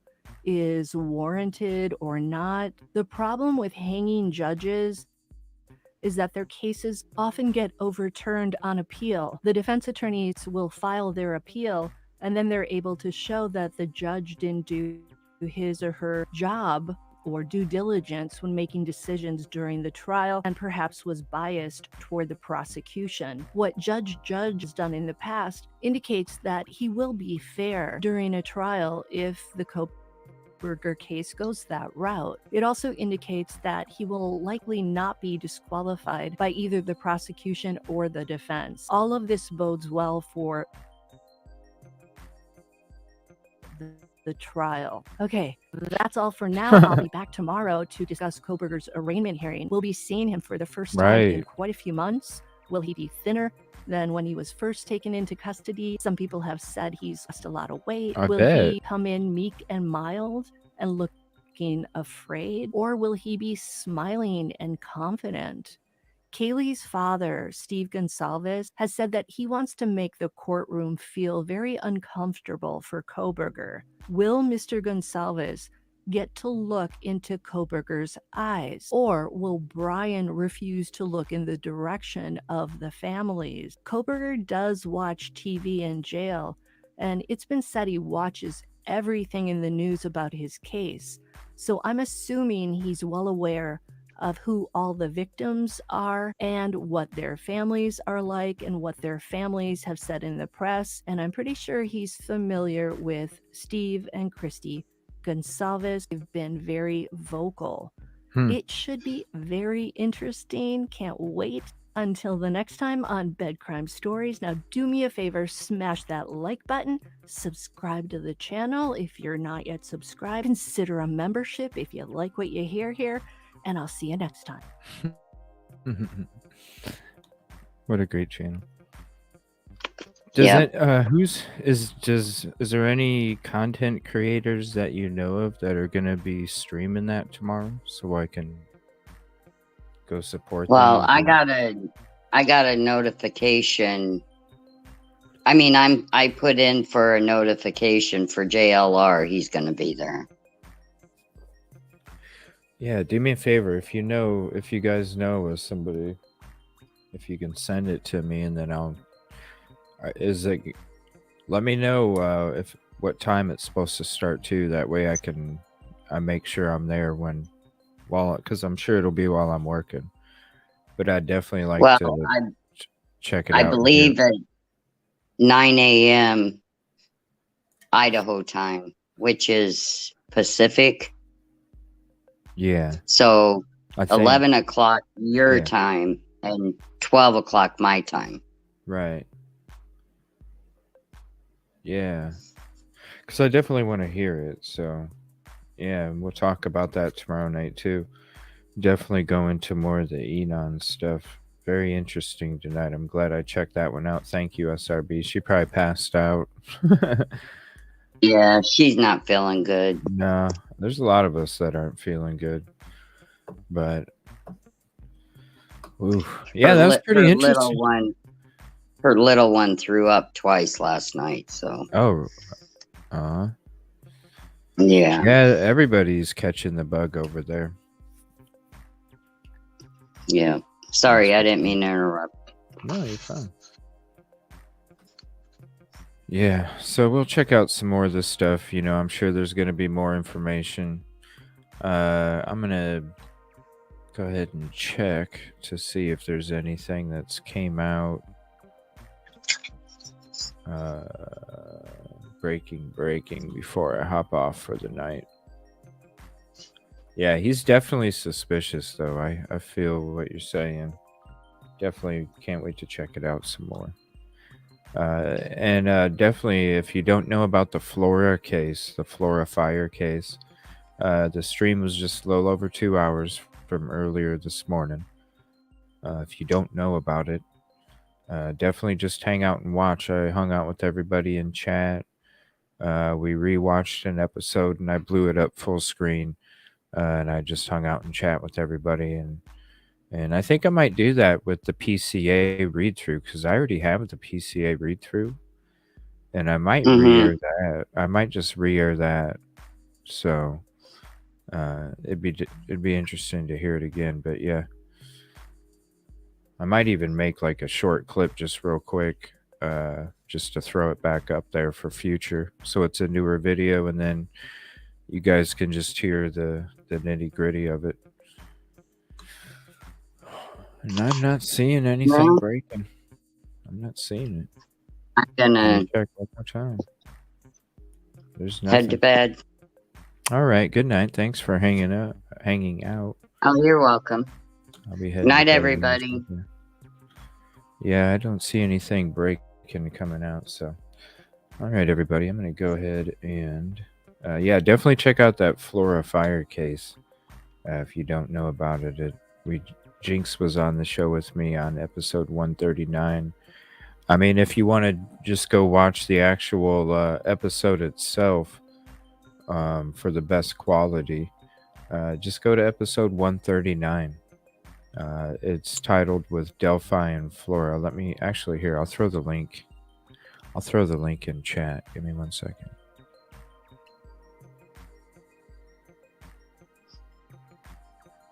Where did it go?